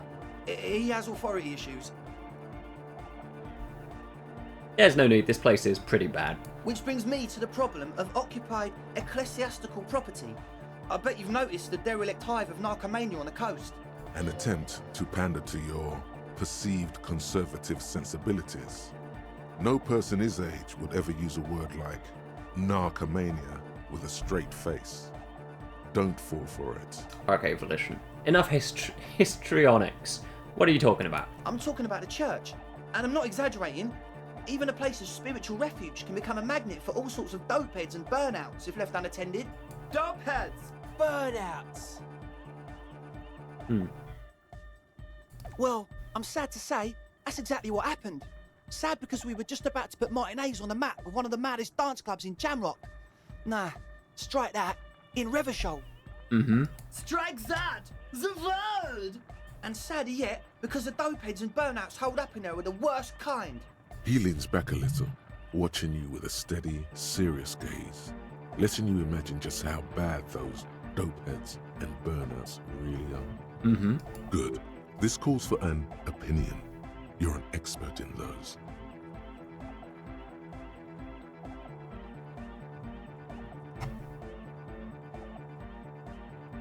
I feel like you may be laying this on a bit thick. What's really so bad about these dope heads and burnouts? They're spooky. What do you mean by spooky? I mean, spookiness is not a matter for police investigation, but what do you mean by spooky? I was hoping you would be the judge of that, officer. All I can say is, their spookiness is the kind that keeps us from restoring this church into a community centre and a place of spiritual refuge. Also, they don't eat or clean the building. Shit's gonna collapse. People just want to spin tapes without them spooking it up. Place has bad signs. No one can dance like that. Thank you, Egghead. So Thank you're you, gonna look Egghead. into it, right? It should be a police matter. Getting them out. Whatever spooky stuff they're doing, I'm sure it's not what the Britain moment. Ecclesiastes meant their party for. Now, 1 second, mate. You can't just say Britain moment. No, it is actually. This is exactly what like garage music's like. Let's see. I'll look into it. Tell me more. All right, man. Andre's obviously very happy you took him seriously. The whole tent is. The boys exchanged giddy looks. But first, what's the deal with Egghead? I want to talk to him. He's a quiet man, mostly communicates through music, and by being a master of ceremonies. What's the Master of Ceremonies? You know, a host, a declaimer of slogans. He's a performer, gets the people going. Right. Interesting, sire. A bit like you then. An MC for short. How do you communicate with him? Well, he's just kind of here. I don't really know how to communicate with him. Have you ever really talked to him? Yeah, sometimes. When I stumble and find my way into his centre, you have to hear a lot of hardcore to the mega first though. Right. The man smiles mysteriously, choosing to let the beat speak for itself. Okay, I see what kind of puzzle I'm facing. I get it. He's a puzzle. You mentioned some kind of Ecclesiastes owned the church. Who are these Ecclesiastes? Oh yeah, that's a meteor and name for the founding party. Thought it'd be cool to use it. If you don't know what the founding party is, there might be a way to mask it with minor demagoguery.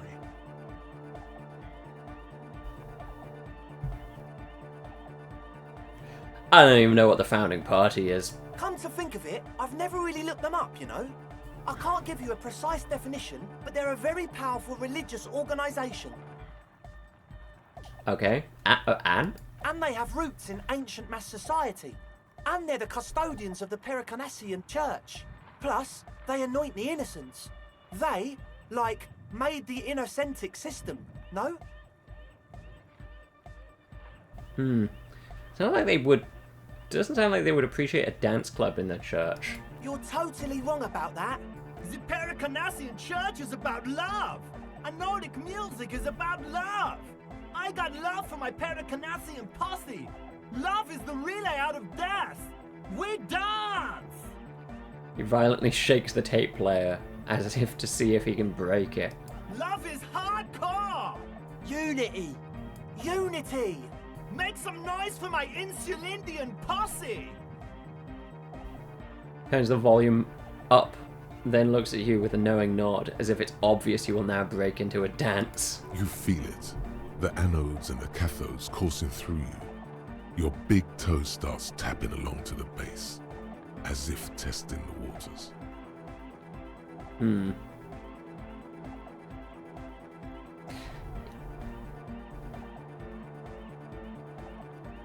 Yeah, no words. I'll just enjoy the beat. Feels good.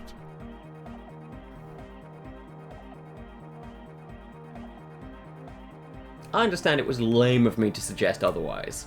Anodic music is about love, and so is the Pericarnassian church. Yeah! Yakokata! The place to be! He seems ecstatic that you share his vision of Pericarnassianism. Do it for the masses. Do it for the crew. His friend forms a fist with a screwdriver still in his hand, approvingly, sir. I didn't want to say it, but it was pretty lame of you to imply otherwise. Anyway, you got more questions? The one with the large head is still looking at you, nodding his head, waiting for your body to start moving. Who exactly are these people inside the church? Truth is, I don't really know. None of us do. I don't even know how many there are. All we've seen are glimpses. You haven't even seen them and you want the police involved? Well, there's also the machinery. This machinery is of the deeply mystical variety. I see. When I first scouted the place, back in February, it was abandoned, empty. Took some time getting the crew together. So about 2 weeks ago, we came here hoping to set the stuff up. Suddenly, there are all these strange machines lying around in there. Oh. One of them has wires running into bowls of water. Wires into water. Never seen anything like it. That is actually pretty freaky, to be fair. Andre, tell him about the feeling. Oh, and it felt like there was something in there with us, watching us from the dark. No, the other one. Which other one? I'm not as in tune with my emotions as you are, Egg. That's very healthy to know that. Felt like silence. Awful silence. But you haven't physically seen anyone? Not exactly. We've just seen someone who we think is a woman go in and out of the church. A couple of times. And we felt someone or something eyeing us inside. But that's kinda it. The woman. Red hair, maybe? Lorry woman? Sure, why not? Yeah. But not really. Brown hair. Old. Heavy, dark science. So which one is it? What Noid said. Right, gotcha. Okay. You're just agreeing for fun. I understand. Was that about something watching you? Like you aren't alone, you know? It wasn't quite human, if you know what I mean. Okay. Not human, as in a ghost? Do you know what he means? It was this dark shape climbing upside down along the ceiling, like some kind of crab man. What the fuck, a crab man? Yeah, you know, the way it was climbing up and around the ceiling, like a crab. It was stalking a cell, exhibiting ambush behaviour. Odd. Crabs are usually marine creatures, and not known for climbing walls. You sure there was a crab man? Yeah, totally. I mean, I didn't personally see it. Estelle was alone that time, but I believe her. If she comes out running and says there's a crab in there, there's a crab in there. So he hasn't even been in there lately. Is he afraid? You should ask her about it, but be nice. Don't tell her you don't believe in the crab. What are you telling me about this machinery? You should talk to Noid about that. I just got a distinct burnout and dopehead sign from them. Probably jacked up to some snuff station too. Probably, very likely. So how can you be sure they're burnouts and dope heads if you haven't even seen them? Well, honestly, I can't. But I am. This is a below feeble attempt at avoidance. Basically, he is attempting to weaponize idiocy. Wow. You can't, but you do. I should add weaponized idiocy to my own repertoire. Hey now, I'm 70% sure they're substance abusers. Don't let all that technology fool you. Where do you think the drugs come from? Alright, let's talk about something else. Sure. What? Estelle told me Noid put the padlock on the door. Why? Oh, so you met her. Good, good. He's not as glad as he would like you to think. There's concern in his voice. I did ask Noid to install a measure against more drifters wandering in. It's a temporary fix, just something to contain the situation. I had to do it in an hurry. Not my best work, but it should hold for a while. I need the key. Of course. Noid, give the officer the key. All right. Oh, well, let's fucking go. Come on. Speed Fruit dips into his belt pack, produces a yellow key, and makes a sudden cool infused move, tossing it in your general direction. Come the fuck on, let's do it. You sense the trajectory of the little piece of metal and plastic. The object makes a small ringing sound as it approaches. Exactly. Just the tiniest chime to your left. Perfectly hit the DC. Let's go, we catch that shit. Ching! The key hits your palm. The speed freaks nod to you approvingly. I'll bask in the glory. The young man with ribcage-shaped suspenders looks at you, standing there, with a goofy grin on your face. The word august, used as an adjective. That's how cool it feels to be old and cool in the eyes of the young. Let's face it, you're near death, yet bathed in the golden rays of stately grandeur. Somebody Like a late summer's day. Yabo, thank you for following me. Enjoy your spinning sandwich. Gotcha. Well, like a tequila sunset.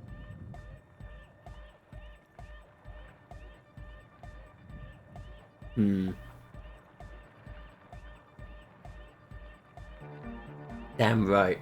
I am Tequila Sunset. Arriba! Hilariously, if you fail that, he pays you 25 real because it hits your head. That's funny.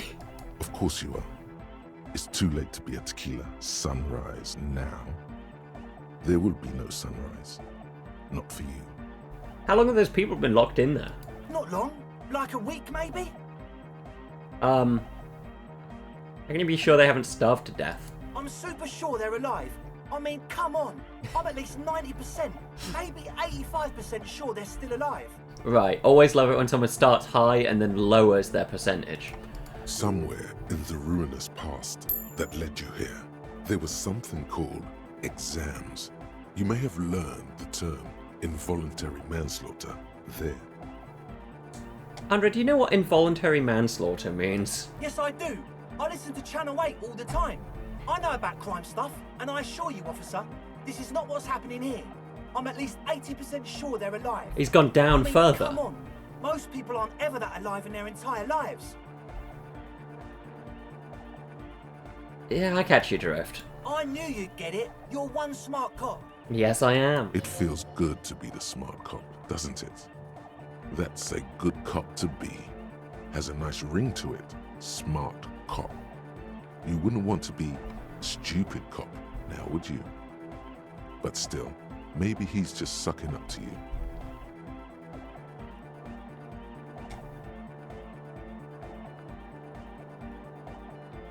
Yeah, I get by. Now, where was I with that padlock? He nods attentively, ready to answer the questions of one smart cop. Right, the other questions. Sure, man. Tell us what you want to know. Let's do it. I wanted to ask about this tent full of equipment. Yes. What? I see you bought your own water. Yeah. Good to have, bitch to carry. When I first scouted the place, I did some reconnaissance. I'm not sure the church even is running water. And it's distilled, too. Oh. It's the one they sell at the fuel station. It's like he's lying to you, my liege. But he's slippery enough that there's nothing for you to grab hold of. Oh, I hate to tell you, but it reeks of sweat in here. It does, doesn't it? Told you we have a smell problem. Wait, I also smell ether. Why? Ether? I don't smell ether. Do you, Noid? No. Mixed with a peculiar chemical scent, like laundry detergent. He sniffs the air, then shrugs. A shrug is good enough for us. Oh. Why say it when you can shrug it? Damn it, logic. What's with all the Nosafed? The what now? The Nosafed Ultra. You have a lot of it lying around. Oh, the old Ultra. He's like an actor, looking to the souffleur for his line. I have a major sinus infection. Stuffy nose. We all do. Shit's all blasted up. Winter. Can't even breathe. You sound fine to me. Yes, that's all Nosafed's doing. Without the Noser, I'd be drowning in shit right now. Nosafed is the shit. Can I have some? I have nose problems too. Sure. Yes. Here you go, officer. The Noser. Blast away. Alright, enough of this. He nods enthusiastically, no doubt a little relieved. Damn it, I'm convinced I'm a smart cop.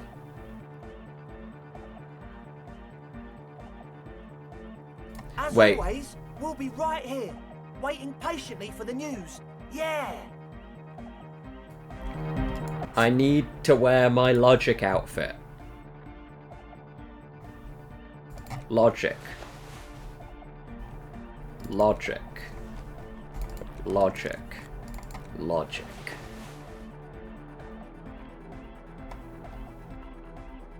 Yeah. This is the most logical I can be.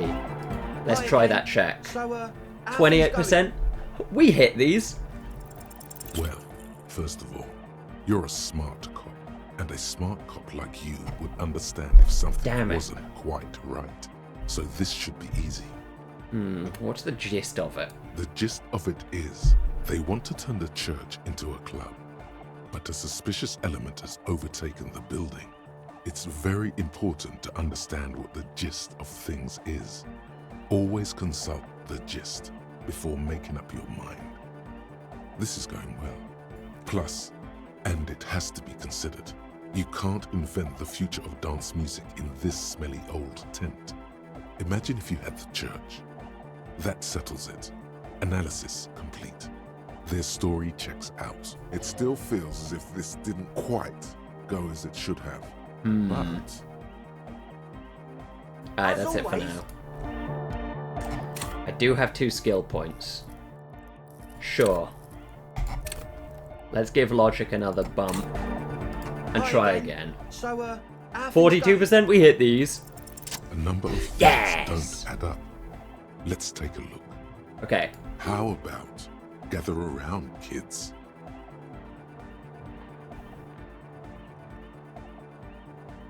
Okay, kids. Gather around. The young speed freak puts down a busted capacitor and looks at you. The one with the large head seems very enthusiastic about whatever you have planned. Their would-be leader is less amused.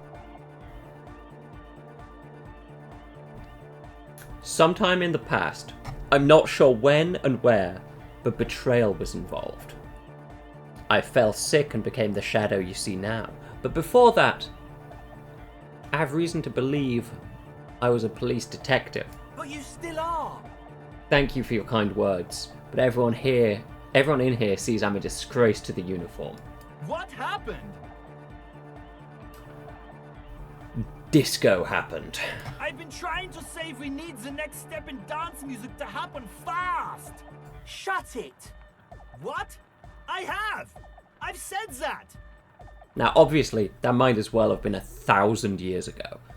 But there's still some detective left in me. The young speed freak is silent. He senses something is wrong.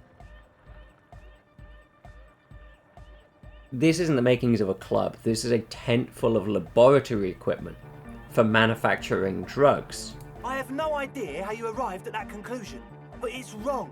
Look, we even have speakers. One speaker. They have one speaker.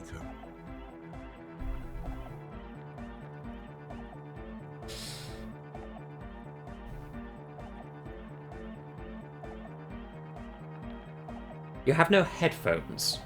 Wouldn't a cell need her headphones to spin tape? What do you know about spinning tape? Nothing. I know you pawned them, likely for lab equipment and drug ingredients. I'm sorry, but there is no lab equipment and no drug ingredients. Where's his friend? Did he lose his friend? What do you mean, friend? There's the speaker. You only have one. It's a one-speaker system. It's monodynamic. You wouldn't know the first thing about sound reproduction in anodic music. Other speaker. That nosefed in here is here for its active ingredient. He said it was for his nose. What more do you want? The distilled water, cornerstone of a clean lab. And of all cellular-based life. What's your point, Lawbringer? Ether in the air, a useful solvent, good for getting acting agent out of a solution. Make up your mind. First it's the sweat, then it's the ether. There's no need for me to pile on anymore, is there? No shit. In short, you tried to use a police detective to set up a drug lab. That's... Come on, that's... Punishable by summary execution. Against the law. I meant to say, not true. So what are we going to do with you? What do you mean, do? There's resignation in his voice. He's almost ready to drop the act. It wouldn't take a lot of pushing. You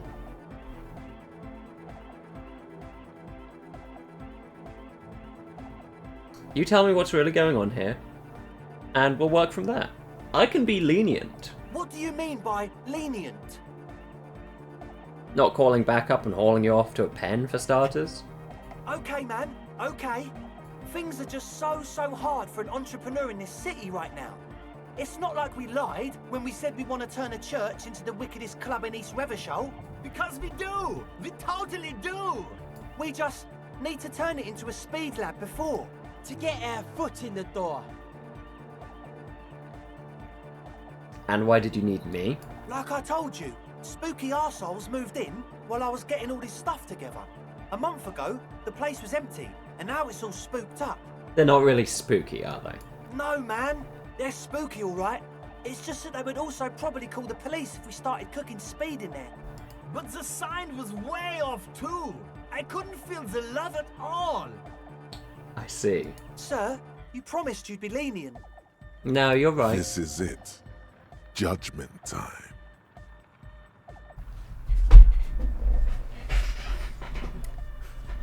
Let's do this clean. No speed lab, just a club for anodic music.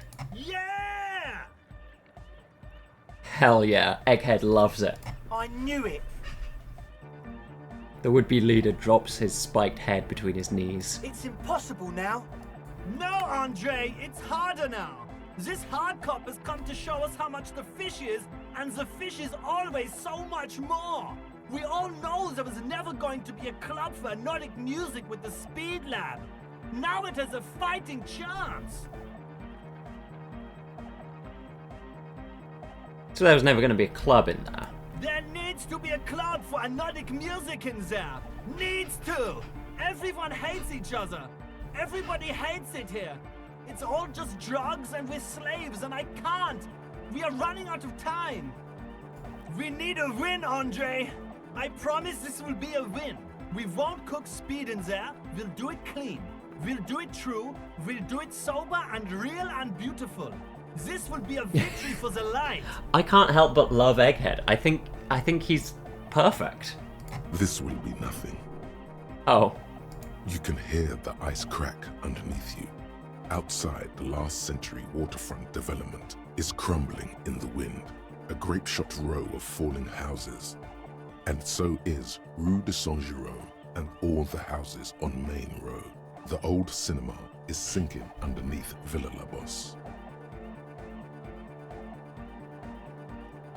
Wait, does anyone feel that? What? Nothing. Let's call this incident crime prevention, but I have my eye on you. Okay, we'll try to do it without the drugs. We'll do a straight club up in there, spinning the maddest reels, and nothing but, I swear to God. Okay, Egg? From here on, it'll be straight all the way. We love to hear that, Egg. Egghead is the realest guy there is. As That's always, it for now. We'll be right here, waiting patiently for the news. Yeah! Okay. Take you to the Wiggy, the land of the beautiful, children of sound. The young man. We have to try and figure this guy out. Acknowledges your return. When he looks at you, he squints as though you were the setting sun. I am Tequila Sunset. This is hardcore. I say nothing. Hardcore! Still say nothing. Hardcore to the mega. Say nothing. Internally coherent. Still say nothing. All-core! All right! Yeah! Nope, nothing. He furrows his brow as his very large head traces the sublime invisible movement of the music in the very real air of the stuffy tent. Hardcore! Ah! So hardcore. Is it though?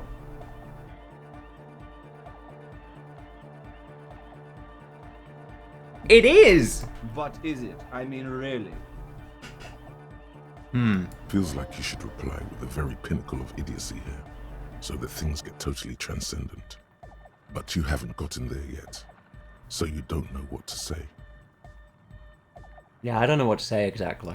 Under the radar. Over the top. This man is a puzzle. A curious a curious individual. Okay, we'll check out the church. Oh, and they mentioned talking to this person. The shaggy-haired girl kneels on the sea ice. She looks up as you approach. So you talked to my associates, right? Are you going to help us? I'll help With you, the all right. church, I mean. Great. Let us know if there's any progress, will ya? Your associates We've tried to been use me waiting for weeks here. to set up a drug lab. I'm guessing you knew of this plan? I did, and I'm sorry. For what it's worth, which isn't much. You don't get to choose your posse, they... Indeed. Oh, whoops. She merely tried to omit the truth instead. Maybe let me read that because I accidentally skipped it. The puzzle is so damn annoying. Well, I'll figure it out. I'll get that. You don't get to choose your posse. They choose you. Mine are idiots, but they're mine. I tried to talk Andre out of it. I even tried not to lie to you.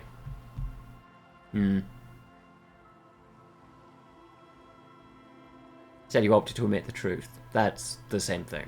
I know, but I knew you'd see through their plan too. I'm not an idiot. I should have been able to control them, and I will in the future. I promise. May I ask, what did you tell them? I do what you will with your dance club plans. Just no drug labs, please. Thank you. I'll get them under wraps, I promise. The others told me you went inside the church. What did you see in there? Oh, that. You're not going to believe me. There's no point in me telling you. She's less prone to blurt it out, Crabman, than the others. I mean, we'll see. Go ahead and tell me. Okay. I went in and I saw a woman next to one of those machines there. Noid calls it a mainframe. Mm-hmm. She was dressed like someone who's been raised by their grandmother, you know, strange old clothes. Had this absent expression, didn't say anything, just stood still. That's not especially frightening. And then, you know, right behind her, a man crawled down the wall. Upside down like a crab, down the church wall. I think the woman didn't even know he was there. He was completely silent. He stopped right before he got to the floor, then just hung there like that, looking at me. Right at me. I fucking turned around and walked out. End of story. What did this crab man look like? It was too dark. I couldn't tell exactly. Come on. She obviously could. She already went into detail. Come on, quit stalling. What did he look like? He looked like a banger, okay? He was all muscular and stuff. Had a mesh tank top. If he I know looked it like sounds that ridiculous, comatose but canary, that would only made be... it scarier in a way. I mean, pretty sick. Can't lie.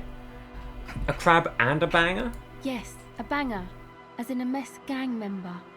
I know what it sounds like, but that's what I saw. Gangster crab man. Ugh.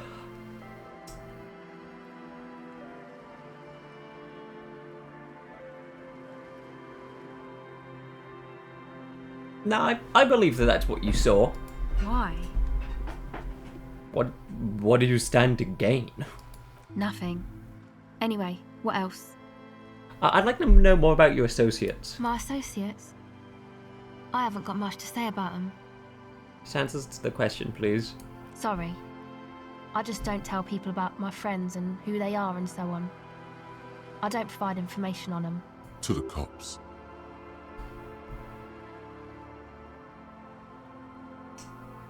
Okay, maybe I'll ask later about this. Don't know what makes you think it'll be any different later, but... Have you seen a red-haired woman around? No. Okay. Worth checking. Always worth checking. Is there anything I can do new here? Most of these things are not options anymore, or are things I don't want to do. Okay, cool. Good, good, good. Let's get into that church. Oh, what's that? Money? Love to find money. We believe women. Yeah, we do. That's how it goes. Heavy wooden doors, more than twice your height, stand shut in front of you. The rectangular sea-worn ornamentation appears in stark contrast to the padlock, carelessly drilled into the wood. Let's open the padlock with the key. The lock turns easily. You hear a click as the shackle pops open. As Pull you on do, the doors. you hear the echo of the doomed commercial area. Its black halls and dusty machines. Then the feeling passes. Oh. A great whoosh of air rushes into the dark innards of the church, as though rushing to fill a great vacuum. I see. In the heart of the city.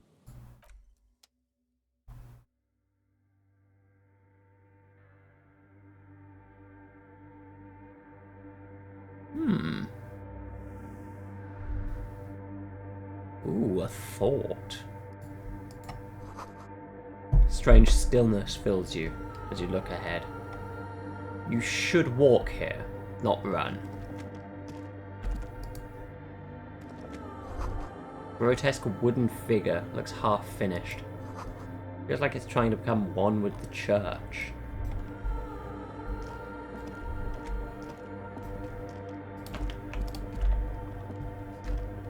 I should use tab instead of right click. More of the forked lightning pattern you saw outside. Bark beetles? Nah, looks intentional. Some long forgotten style.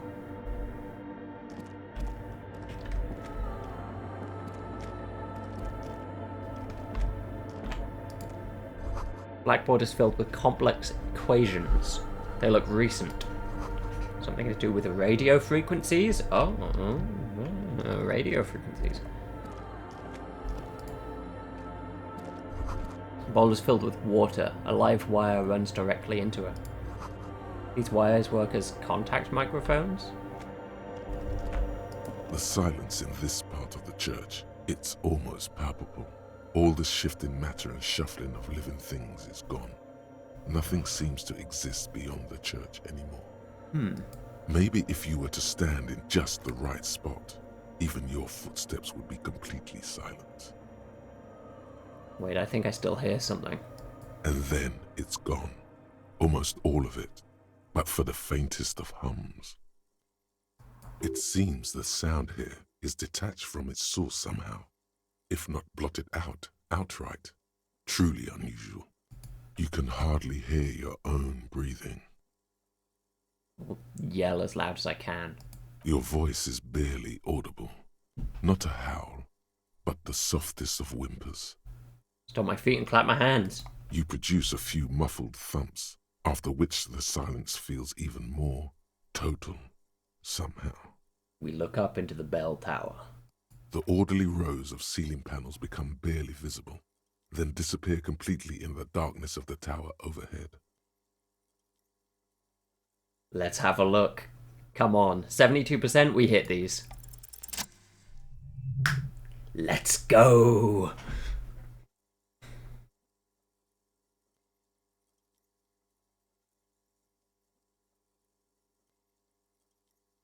It's like there's something moving up there. A shadow has emerged from the tower and it's making its way toward you through all the other shadows. On the ceiling? Yes. The darkness makes the ceiling feel infinitely far away. Let's follow the shadow's movements.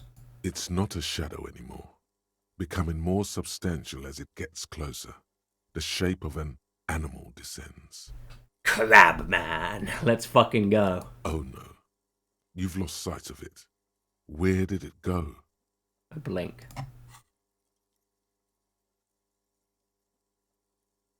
Oh. You see something hanging from the rafters, looking straight at you with dark eyes. Maybe it's possible to talk to it. Oh. Oh. Well, I'm curious about this stuff first, real quick, just to... Cracked pane of glass, colourful. What's this, some kind of, like, scarf? Ooh, Mask Banger silk scarf. Frost has drawn flowers on the glass, obscuring the view. Figure drawn in frost on the window, depicting a deer. Okay. Let's talk to this ominous creature, this dark shadow.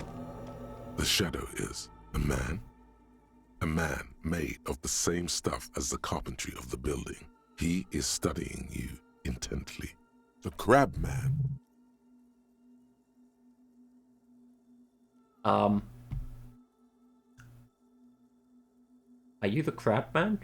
The man leaned forward a little, fixing you with a steady, unreadable gaze, then speaks. Habitual alcohol use has made you into a scared little pussy, Holmes. But don't worry, everything's gonna be alright. You come to the right place. The right place for what? Here you can receive the mother's love. And when you're ready, she will take your hand and lift you out of the despair at the bottom of that bottle. He's a born preacher. Enjoy the rhetorical flourishes, but remain vigilant. Don't let him get too close. He's crazy. What qualifies as too close? Giving away all of your possessions, sacrificing a limb to appease an angry god, trying to live on air and light alone, as though you were some kind of plant. Vigilance is practically my middle name. I won't let anyone talk me into anything unreasonable. That's right. You've got to watch your own back.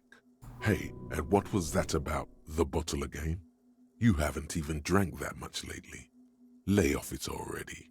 Shish.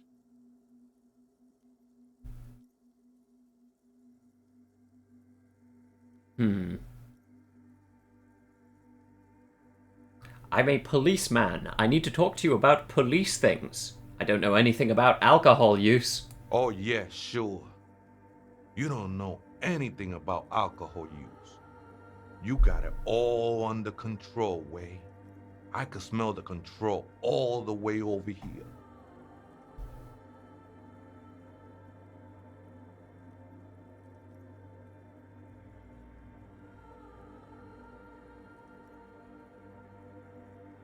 You don't know me. You know what it's like. There's something white pursuing me.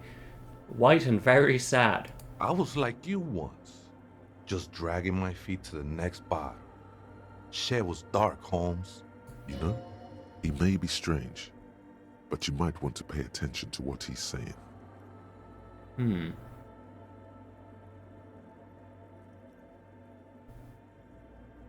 For some reason I feel like you have a point there. Don't trust me. Trust the mother. I'm only the messenger, Holmes. Raphael Vigilance Cousteau, Tequila Vigilance Sunrise. I thought I was the sunset. This is the Church of the Mother of Silence. You are welcome here. You have no idea what the fuck he's talking about. Is he just trying to throw you off your game? 'Tis not an act, my liege. Save him perchance, he hath deceived his very self. This man is a zealot.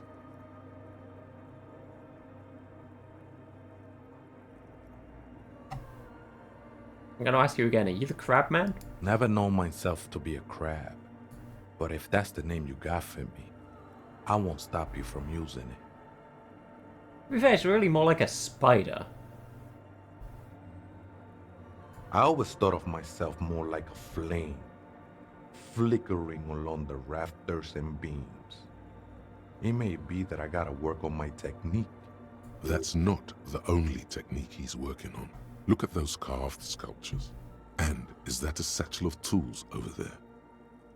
Wait, do you carve all the sculptures? Sure am. Whittling wood used to be something I just did to busy my hands. Now I use those same hands in service of something greater than my own restlessness. I feel like this is slightly suggestive.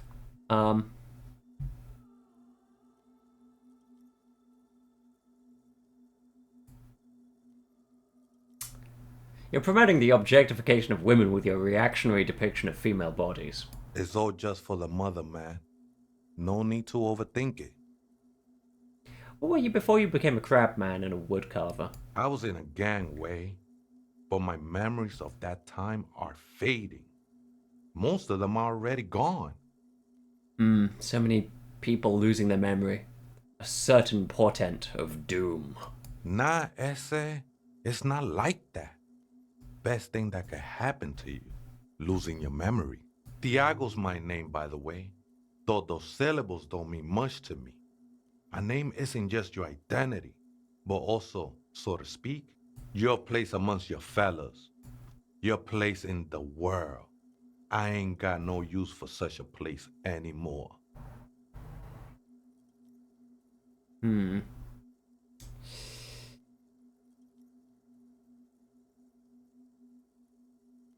My name sets me apart from my fellows. How often do you meet a Raphael Ambrosius Cousteau? Don't think I met one yet, Holmes.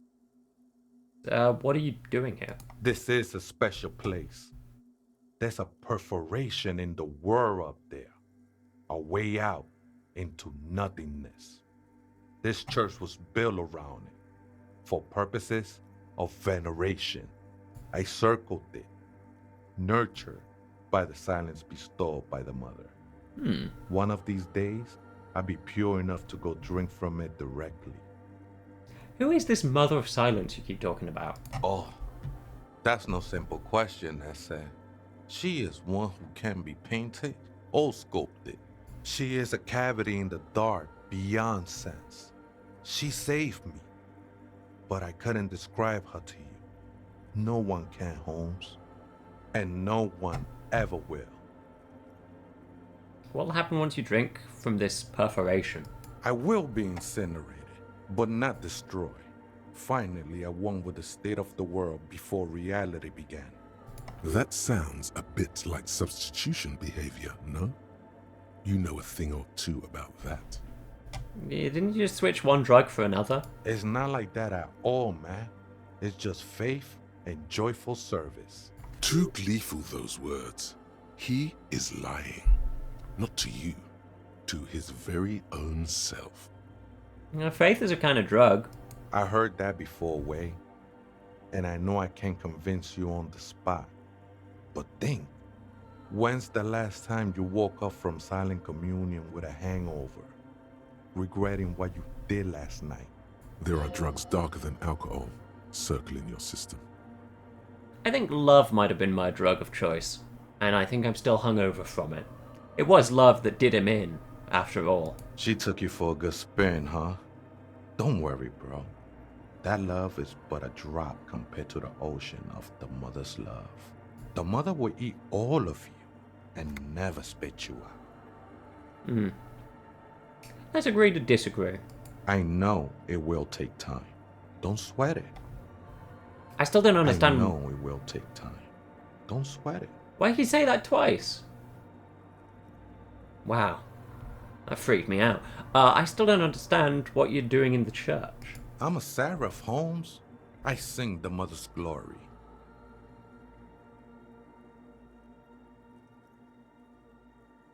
You should sing for me, the superstar cop. I ain't from no Marietti, if that's what you're thinking. And the song I sing is silent as the mother. The bug, I've seen it happen too, and to streamers. Yeah, sometimes it plays the wrong audio clip. And sometimes, this is the first time I've had an audio clip play and then play again. As if the person who was recording it did 2 takes in one recording and they just didn't catch it as they put it in the game. It's very weird when it's a completely unrelated sentence being narrated, though. That freaked me out a couple times I've seen that. How do you even find this place, this church? Hard to say. I think I did some construction work here. Oh, the exact repeat. I see. Up there, I realized what the true purpose of the church was. Well, at least it's not just a my computer issue. Glad to know it's a every single copy of the game type issue. Let's see. There I realized what the true purpose of this church was. Been spending a lot of time here ever since. The past is nothing to me now, Way. It didn't belong to me. Is this your scarf lying around here? I think it was. A long time ago. I had to share it like a skin to get closer to the center of the silence. You could have it. I don't need it anymore. Right, I had other questions. The sinewy figure lingers on the wooden beams, blending into the shadows. You've been here a long time. Do you know why the church was abandoned? Police raid a while back. Did you see what happened? Not really. Or at least I don't remember much of it anymore. The mother's love has done its job. That's what's so great about the mother. It lets you forget about everything. Some ravers want to turn this place into a nightclub. The ones in the tent outside? Right? I see them. Guessing they're the ones who call me a crab. Probably scared of me. Do they have a reason to be scared? Nah, man. They look pretty funny. And I don't harm no one anymore. Anyway. So, what do you think about the nightclub, that is? Why not? They wouldn't bother me none. I'm usually way up there, imbibing. Ain't no music on earth that can reach where I go. Might even be nice to have some company. He said that in spite of himself. He's more attached to the human than he'd like to think. Do you know where the other spooker is? Other spooker? Oh, esa viejita es muy estudiosa. Don't know, Holmes. Viejita is grandma? So there is another person living in the church, and it's Viejita? No. I just call her viejita because of her clothes. She's actually quite young. Or maybe not that young. Age is just one of the many masks we wear. Wait, what if it's Ruby? Did it seem like she was hiding in here, or running from something? You mean like a fugitive? He glances at the abandoned radio computer on the side of the nave, pulsing with light, and shakes his head. No, man. Quite the opposite. I don't think she cared much about authority or anything else for that matter. Maybe only about her machines. And you don't know where she is? That's what I said, Holmes. How can you not know when you both live here? Don't really follow her comings and goings. Just see her typing on her computer now and then. We got different interests. So you got nothing else to tell me? How she looks, what she does, who is she? I'm afraid not, Essay. You just have to wait until she comes back, or search through her radio computer. Okay then. Thanks. What a strange fellow. Have a look at this real quick. Spider has won its speb. Not what I needed to say. Spun its web around this wooden carved pillar. Shoes. Empathy shoes. Yo. And money. We love empathy shoes and money. I love winning speb. Yeah, me too. It's hard to lose speb, really, these days, but, you know. Radio computer. A machine stands in the corner, watched over by the figures on the stained glass window. It's turned on and quivering with soft electricity. Another radio computer. Could it be a connection to the one in the doomed commercial area? This is the Ream Prefect. Radio computer model number RC7024. Equipped with a failed mainframe and a Ream-compatible interim printer. Better not touch it. Who knows what evils it may hide? A step behind the machine. As you step closer, you notice fluorescent play and print buttons on the keyboard. A hatch connected to the central compartment is wide open. Let's look inside the compartment. Behind the hatch sits a cube-like crisscross of filaments, smoldering in the dark like fireflies. Silver tape on the side says, in black marker, log, February to March. Another filament memory. Press play to talk with the repeater. I mean, it did say, who knows what evils may hide inside, but I think we'll press and play anyway. The speaker comes to life. Static seeps through the machine's planar magnetic driver. An old lady greets you. Her voice sounds just curious, where's Kim? We just, earlier in the stream, arrested Klaasje. And Kim's taking her away. So, that's where he is, yes. I'm at that point in the investigation. It's going well, I think. I feel like I'm learning a lot. Good afternoon. Votre accident en Saint-Brune. This is the East Insulindian Repeater Station. Beating this 6 1. times never Please arrested her. repeat. Is this the personal log? Well, I did it, and then it said that I did a hidden objective of having Kim arrest her and take her to Precinct 57. So I feel like I made the right choice, even if in the moment it was a very, like, every option feels bad kind of moment. Okay. It's the same old woman you spoke with through the radio computer in the doomed commercial area. Yvonne, it's me again. How are you? Good, thank you. Please repeat. Is this the personal log? I looked inside the core, but the tape on the filament just said log Feb Mar. Good. Please repeat the password. Password? I'm really bad at passwords. Can you give me a hint? No. Ah, shit. Is it my birthday? Still no. I don't know the password. Received. I will register this login attempt. Fortress accident. Is there anything else I can do for you today?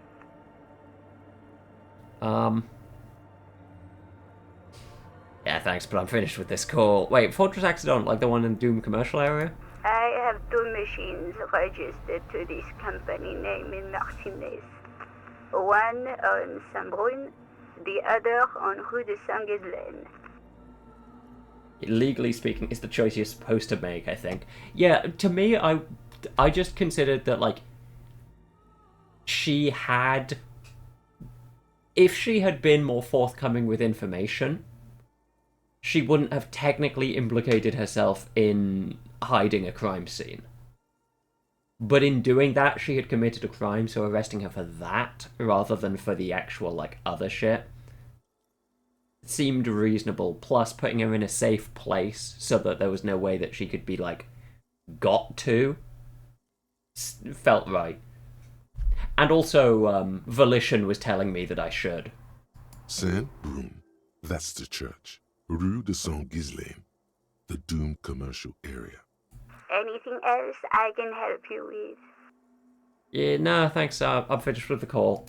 Goodbye, Fortress Accident.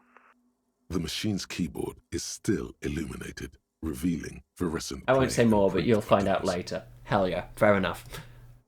I figured that nothing in this game is simple, so I tend to expect to find out more later. Let's press print, see what happens. Nothing happens. That makes sense. Okay, we leave. What's this? Portable Harman Wowshi tape recorder. Is it possible it's recording something? Why did it zoom in like that? That was weird. Some siphoning electrical currents from outside into this antenna.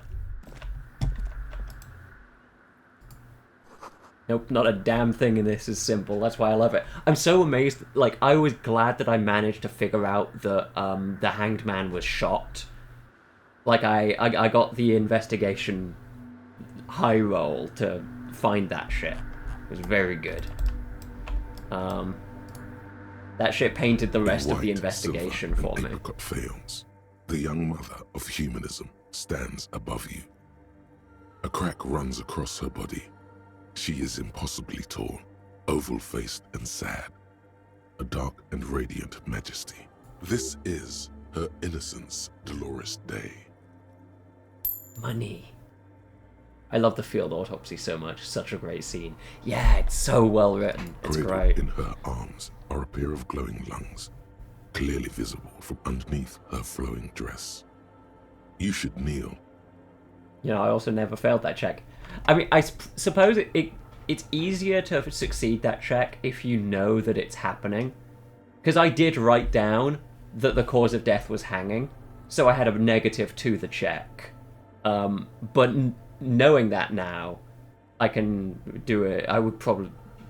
It would be easier, not impossible, like, not impossible to fail, but slightly easier.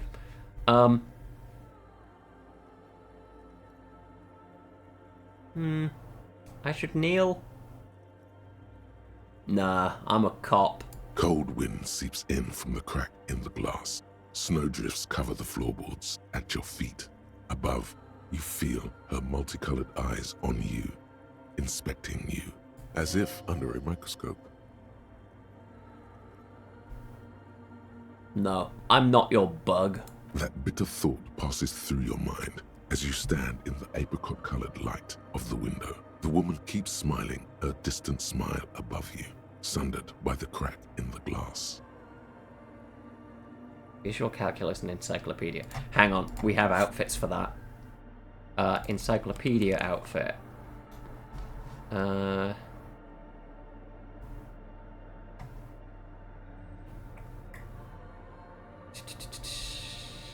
No, that's actually a negative to visual calculus. I think that's literally all I can do for the benefits here. Yep, seems so. Oh well, let's give that one a try first. The mother of humanism stands above you. Oh, take off the boots. There. Hang on. Yeah. Let's look. Oh, they're just lowering composure. That's fine. I don't mind low composure. The mother of humanism stands above you. A precious and complex wax painting. Probably it's probably the chest. A crack which I do also have. Of her body, her face oval and sad. Alright, encyclopedia. What the fuck is this? It's a mystery. Damn it! A mystery sprinkled with self-pity and regret. For some reason, unknown to your mind, looking at her delicate eyes makes you feel like you're ready for drowning. All you know is, this is the young mother of humanity, and that you should go. Do something else. Escape her sad, worry-worn look. I think I'm gonna... Encyclopedia's done me good, actually, so far. I think I'm gonna bump Encyclopedia just one. Except changes and close, and then we'll try again. Because I like to succeed. Stands above you, a precious and despite the damage you've done to yourself. The title appears lodged in your hippocampus. This is Her Innocence Dolores Day, the innocence of humanism, internationalism, and the welfare state. Perhaps the most famous human being ever to have lived. No amount of Commodore Red can wipe her sad smile from your brain thing. It has survived the deluge and haunts you still, and will haunt you forever, as it haunts all men. What exactly is an innocence? I've heard of the system. The highest category of historic individual, an embodiment of the world spirit. A ruler? More, an innocence is elected to office by the founding party, a precedent that has taken place a mere 6 times in the entirety of history. The legal system of the Real Belt is built to accommodate innocentic rule should it coincide with our time. An innocence is infallible. The decisions made by one are not decisions. They are inevitabilities. What would have happened anyway?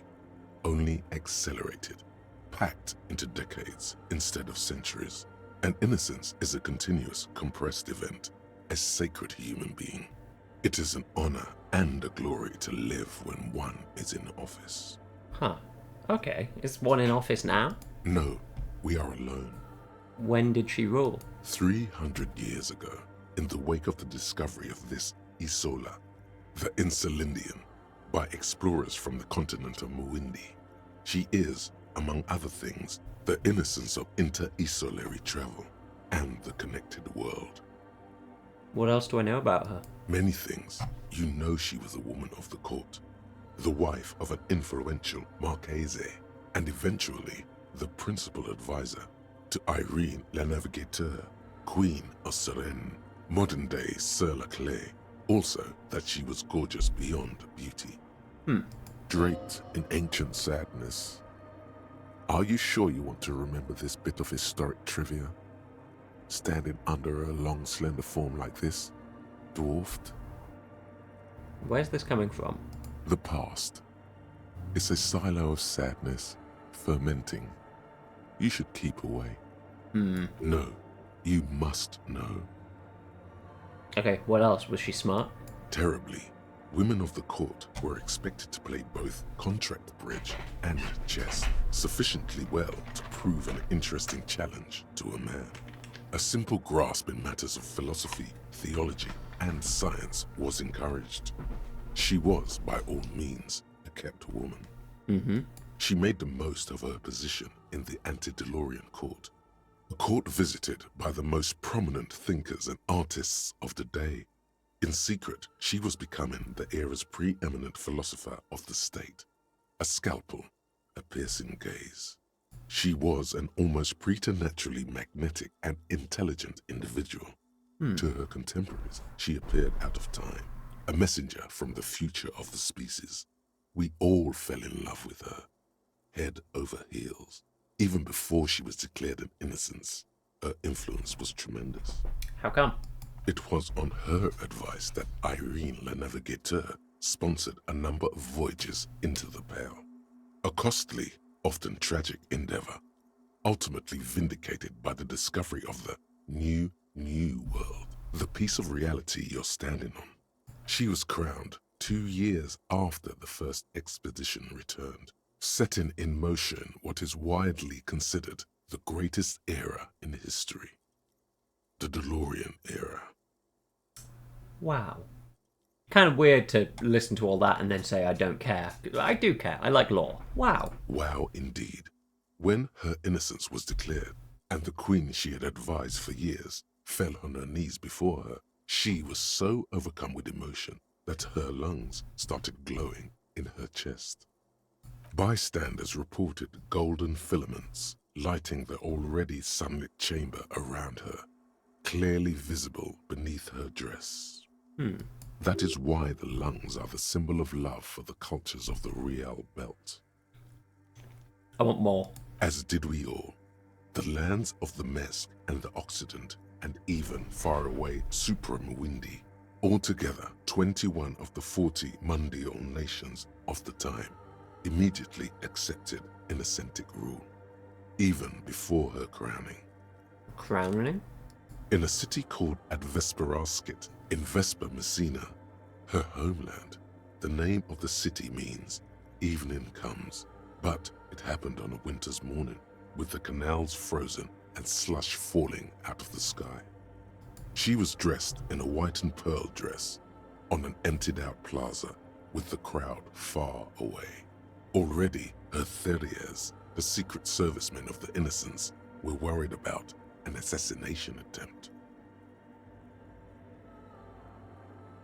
This feels a little bit defensive for no apparent reason. She must have been beautiful. Oh yes, she looked like humanity's young mother, a perfect mother, insultingly beautiful. It was as if her face and shoulders and hands were covered in a soft down of underfeathers. You know this well, very well. Midwinter snow was beating the cobblestones around her. A small attaché of officials stood by as her Theriers placed a white gold wreath on her head. The crowning was mostly witnessed by secret servicemen. Then what?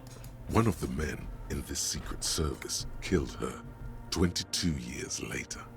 A young man who had come to suspect that Dolores Day was not entirely human, but something else.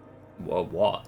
Something that had walked in our midst, watching us stumble for hundreds, if not thousands of years, until it decided to interfere in the course of our history. We were supposed to come up with this ourselves. The man was reported to have screamed at the Innocents. Dolores Day was shot in the chest with a fowling piece 8 times. The man, thought to be insane, said he once touched her and her body had been unnaturally warm, like a furnace, and that sometimes, while on duty, he observed her forgetting to breathe for over 10 minutes. I mean, being not human would explain the glowing lungs. This inhuman quality was witnessed by many others as well, glowing lungs and all. It is commonly attributed to mass hysteria and religious psychology. Was there something terrifying about her? Terrifying is a term too emotionally charged for your semantic memory, or what remains of it. But terrifying It's a simple word. She was bad for humanity, and you shouldn't have started thinking about her. No, there's something bad about her. I want to know. You already do. Although she is often considered to be the greatest human being to ever live, there was something ominous about Dolores Day, constantly surrounded by her terriers. She was the most socially secluded and least self-aware of all the innocences. Some modern thinkers would consider her a war criminal for the campaigns she waged against the Mesk state. And then there were the resettlement programs. What happened? The Mesk state tried to detach itself from Innocentic rule. Parts of the world were experiencing whiplash from accelerating into secularism. Her mandatory education programs and mass resettlement of upstream Marguerite were problematic as well. Dissenters were suppressed by a military force she called the Army of Humanity. Okay, that is a little unsettling. Suggesting those who fight against it are not part of humanity. That is exactly why that is a little unsettling. She adored chess, yes, but also military war games. Dolores Day often holds a tiny tin soldier between her index finger and thumb in icons such as this. She was also blonde, the blondest woman you have ever seen, with green eyes the color of the Pacentic, mare interregnum. Little is known of her Marchese husband. It's as if he vanished from history after completing his role, which was to introduce Dolores Day to court. In conclusion, yes, there is something lonely, paranoid, and even terrifying that people seldom mention, but feel when they think of her. This subtle terror is part of her iconography. To hell with this. But she was not hell. She is the opposite of that. The wind of paradise, stripping away the covers from the hearts of men. She's just like me for real. I'm giving myself lead poisoning right now with wargame miniatures. Hell yeah. Wargame miniatures are sick. I wish I had some of them, but I don't. And I refuse. Because it's a rabbit hole from whence I would never return. There you stand, below her once more, with your hands on your side, momentarily at a loss as what to do with yourself. Okay, visual calculus outfit. Bing. I think that's literally all we have. Oh, I wouldn't be shocked if that was the only thing we... Yeah. Any of these lower visual calculus? No, no, no, no, no, no.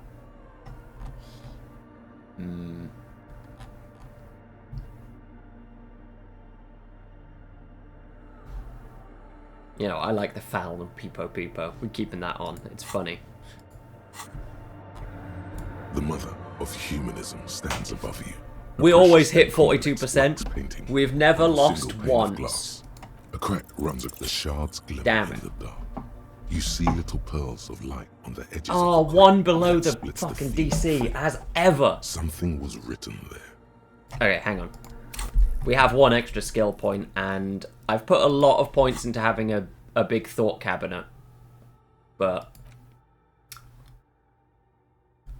Look, I only say things when they're guaranteed to be true. Let's get another point in visual calculus. The mother of because we humanism always hit a stands above you. 58%. A precious and nothing. Fuck. Just the edge of the cracks. Okay, so maybe we don't always hit a 58%. But I tell you what, we always hit the next one up. I just need to... how many XP? Oh god, quite a few until I get... so, let's see. None of these... I don't want to get rid of any of these because they're very good. I mean, shit compressor's kind of... But... You know... I haven't raised my endurance, and I kind of want to get the benefits from that. Okay. So we need a password. And we still don't have it. There's nothing else in here?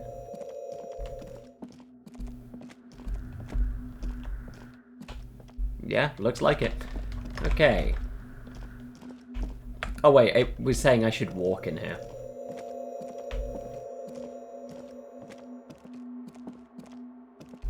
Alright, I got Jamrock Shuffle mode. I got a little bit carried away with the running. Let's just get out of that. Okay. Oh, but I raised conceptualization, so I could try and talk to Joyce again. I'd say that seems like a good idea. We got a little bit of stream left before Scrench maybe comes on for the evening, and then I send you their way. Who up shuffling their Jamrock? I'm in Martinez, straight up shuffling it. And by it, my Jamrock.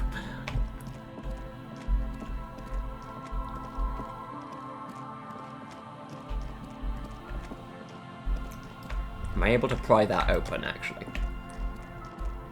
Because I do have a pry bar.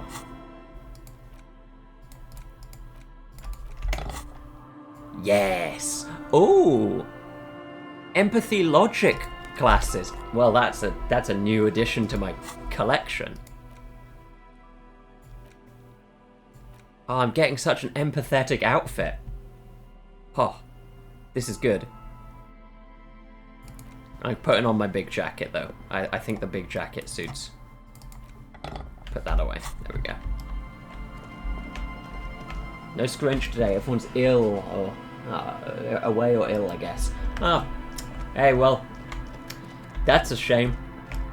But it does mean that I can maybe go long. I haven't eaten anything today, so maybe I shouldn't go too long.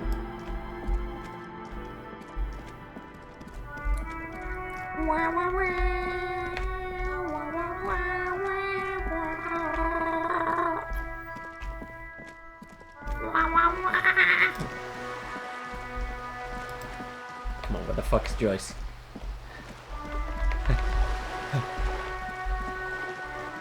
I gotta outlast. I gotta win. I have to win while I remember to. And I still need to become a man of plenty, and I really am unsure how to... Joyce?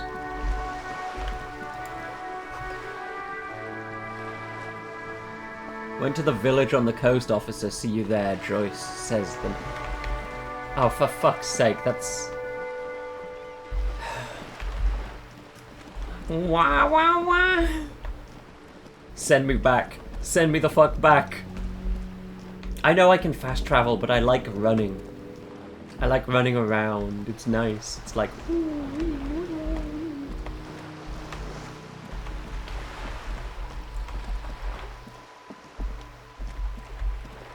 Exactly. I ran there and back. 0 minutes have passed. In game time, at least. So... This guy's fast as fuck. He's moving at speeds that break the concept of causality.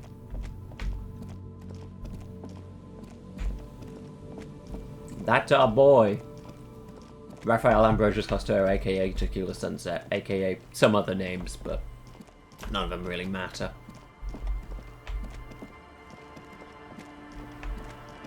Was she up here the whole fucking time? Oh my god.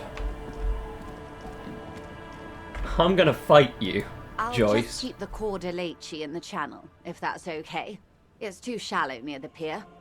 Aye, ma'am. And it's a jetty, by the way. Of course. Jetty. I prefer a good jetty to a pier any day. Jetty. Hello, ma'am. Hello, Detective. It's good to see you here. I only just arrived myself. What brings you here? Nothing, really. I've had my eye on this jetty for weeks now, so I decided to investigate it personally. This cluster of buildings isn't on any of the official maps, as far as I can tell. That. And she's also keeping an eye on you. Have you been spying on me? Spying has such a negative connotation. I did track your progress along the coast, however, and decided I would be better able to assist you from here. Then there's the matter of that little scamp in old lady clothes. She threatened to paint the cordelate she read. Like blood, you see. Well, I like it the way it is. White. Wait, little scamp in old lady clothes. Is she the one who's been going into the church? There may be something there. Something I will be doomed to forget.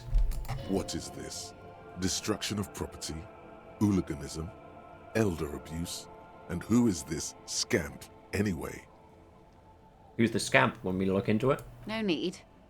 Lillian and I are getting on much better. For one, she appreciates the concept of rent. Ah. So how do you like it here? How do I like it? Cast her gaze towards the village, slush melting on cinder blocks. Construction work left half finished 10 years ago. Water drips down eaves of eternite. The jetty below her feet creaks to the tune. The smell of salt and dog shit in the background. It's pornographically poor. The street has no name. All the men are dead or missing. And is that the carcass of a motor carriage over there? It is, yeah. I'm surprised that woman hasn't put me to the sword yet. Maybe she will. You should ask your questions while you can. Dark eyes survey the coast leading up to Martinez. Dull grey metal rests in her scabbard. A sword. The wind is too loud for her to hear. All right. Politics time. Let's react. Real men. Real politics. Real thoughts in your head.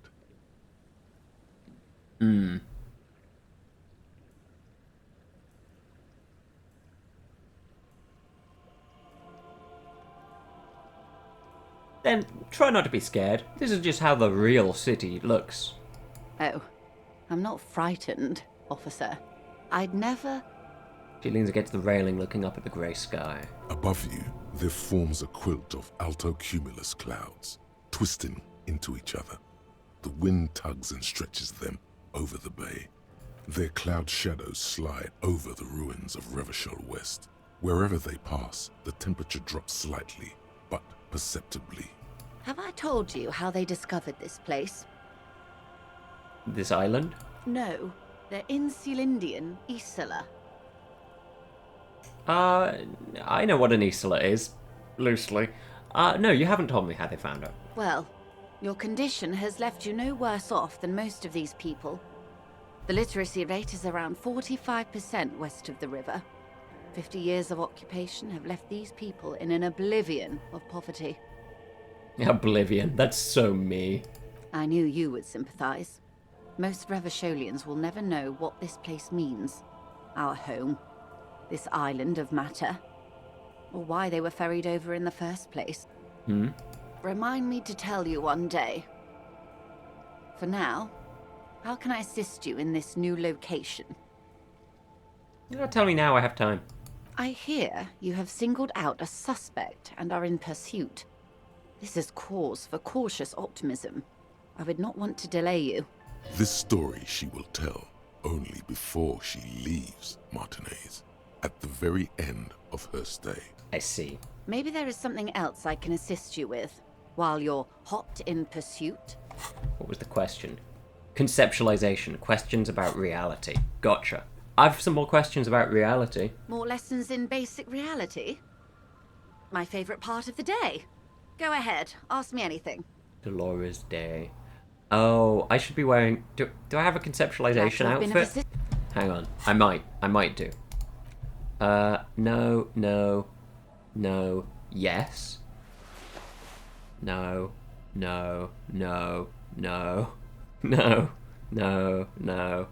Yes.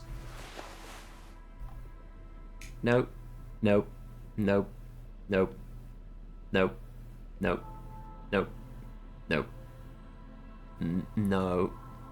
No. Definitely not. No. No, no, no, no, no, no. Okay, that's as good as I can do. Why does art inspire you so much? Good question, brain. It does, yes, but what is art? Excellent question. Art is a diverse range of visual, literary, auditory, and performative creativity. It's an expression of imagination and technical skill. Additionally, it's history, criticism, and pure enjoyment. In short, art is the highest form of human communication, representation, narrative, emotion, and agency intertwined. Would I fit into the art world? I mean... Have you looked in the mirror lately? No. You have the exact features of a savage art critic, with that beard and those clothes. Disheveled and prophetic. Perhaps you should try to critique architecture too.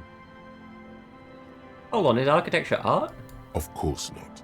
It's autism. Box drawing. Masturbation with a ruler and a sextant or whatever they use. You should demean and criticize the genteel institution of architecture while extolling the virtues of the pure arts. What about music? Is it art? Only the most experimental kind. I guess I have been feeling critical lately. Yes, you seek substance. No vapid representations and reproductions of social mores as made manifest in stuffy biennials. We're talking real, living art here. Become the art cop. Wait, but... Half art critic, half cop. Don't I have to be 100% cop to get the case finished and all that? Quit being so indecisive. What are you going for here? Some kind of indecisive and camp aesthetic now? Strike a bold shape here. Go art or go home. Okay, if 50% art is what's needed to free me from rote repetition, so be it. Exactly. It's not only your duty to only catch actual art the degree. Street, you must also apprehend criminals of the printing press and the gallery, the trite and derivative artists and writers of the world. Go ahead and provide savage criticisms, art cop. The world is yours to rip to pieces and reassemble.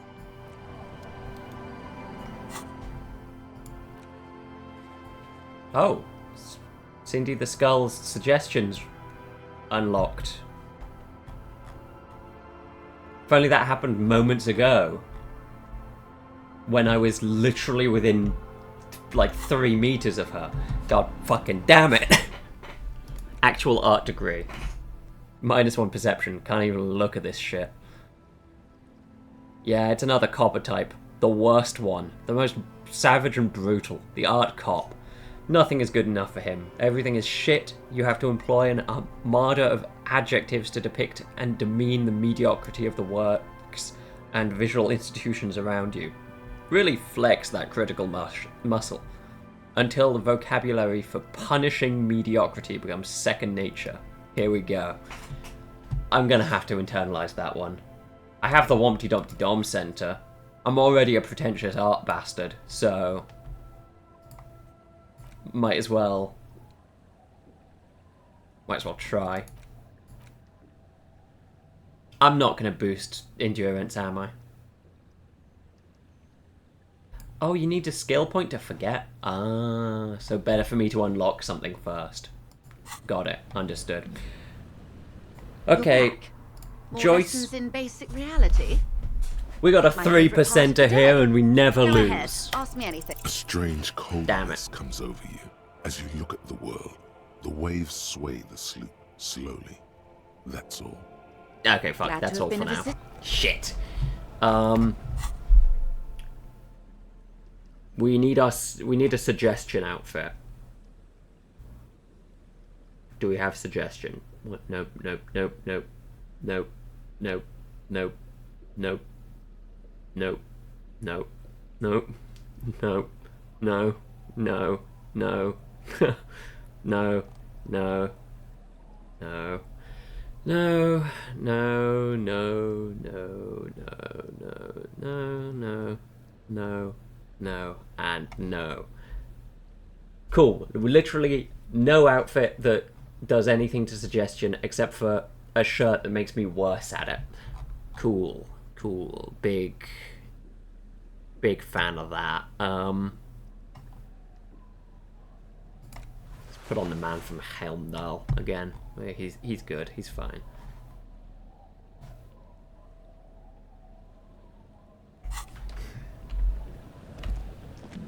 Fuck it. We're retrying the Cindy the Skull thing, and I know I don't fast travel, but we're gonna fast travel this time because I'm right near the end of the stream, you know.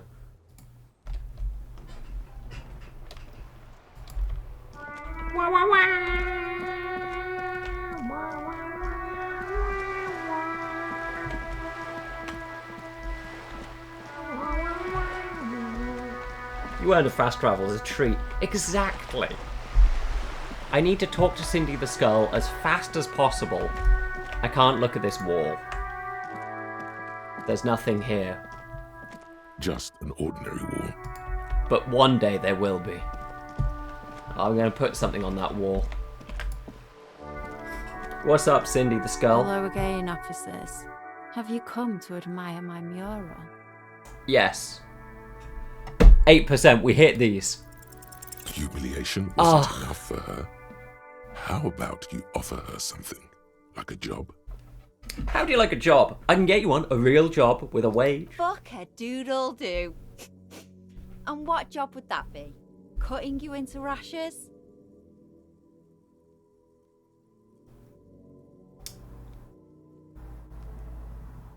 Another leader of the Union. Bet they need an extra hand around the docks. Oh, I know they need an extra hand. Especially after that cargo went mysteriously missing last week. Is that all you've got, Piggy? Looks like the job market has failed me once again. Damn it. No job, no art. What a pity. I see, we got an actual art degree, thought, unlocked, and it adds to this. Okay, no. We're getting somewhere with her. I'm gonna become a man of means. Bye, Cindy. I have to. It's necessary. But I've got so many skill points yet to go before I can do that. Well, I think it's just past 9. I'm gonna call it here. Thank you everyone for tuning in. I need to eat something because I haven't, and if I don't, I'm gonna die. Functionally, physically, my body is suffering. So, I will see you on Thursday, hopefully, for my next stream, which is gonna be whatever the fuck happens. I don't know. I don't plan Thursdays. Sometimes I don't even plan Mondays. I just decide, actually, I'm not going to do Disco Elysium today. I'm going to play some other random bullshit. But I will see you then. Take care, everybody. Have a wonderful evening or whatever time zone you're in equivalent. A goodbye.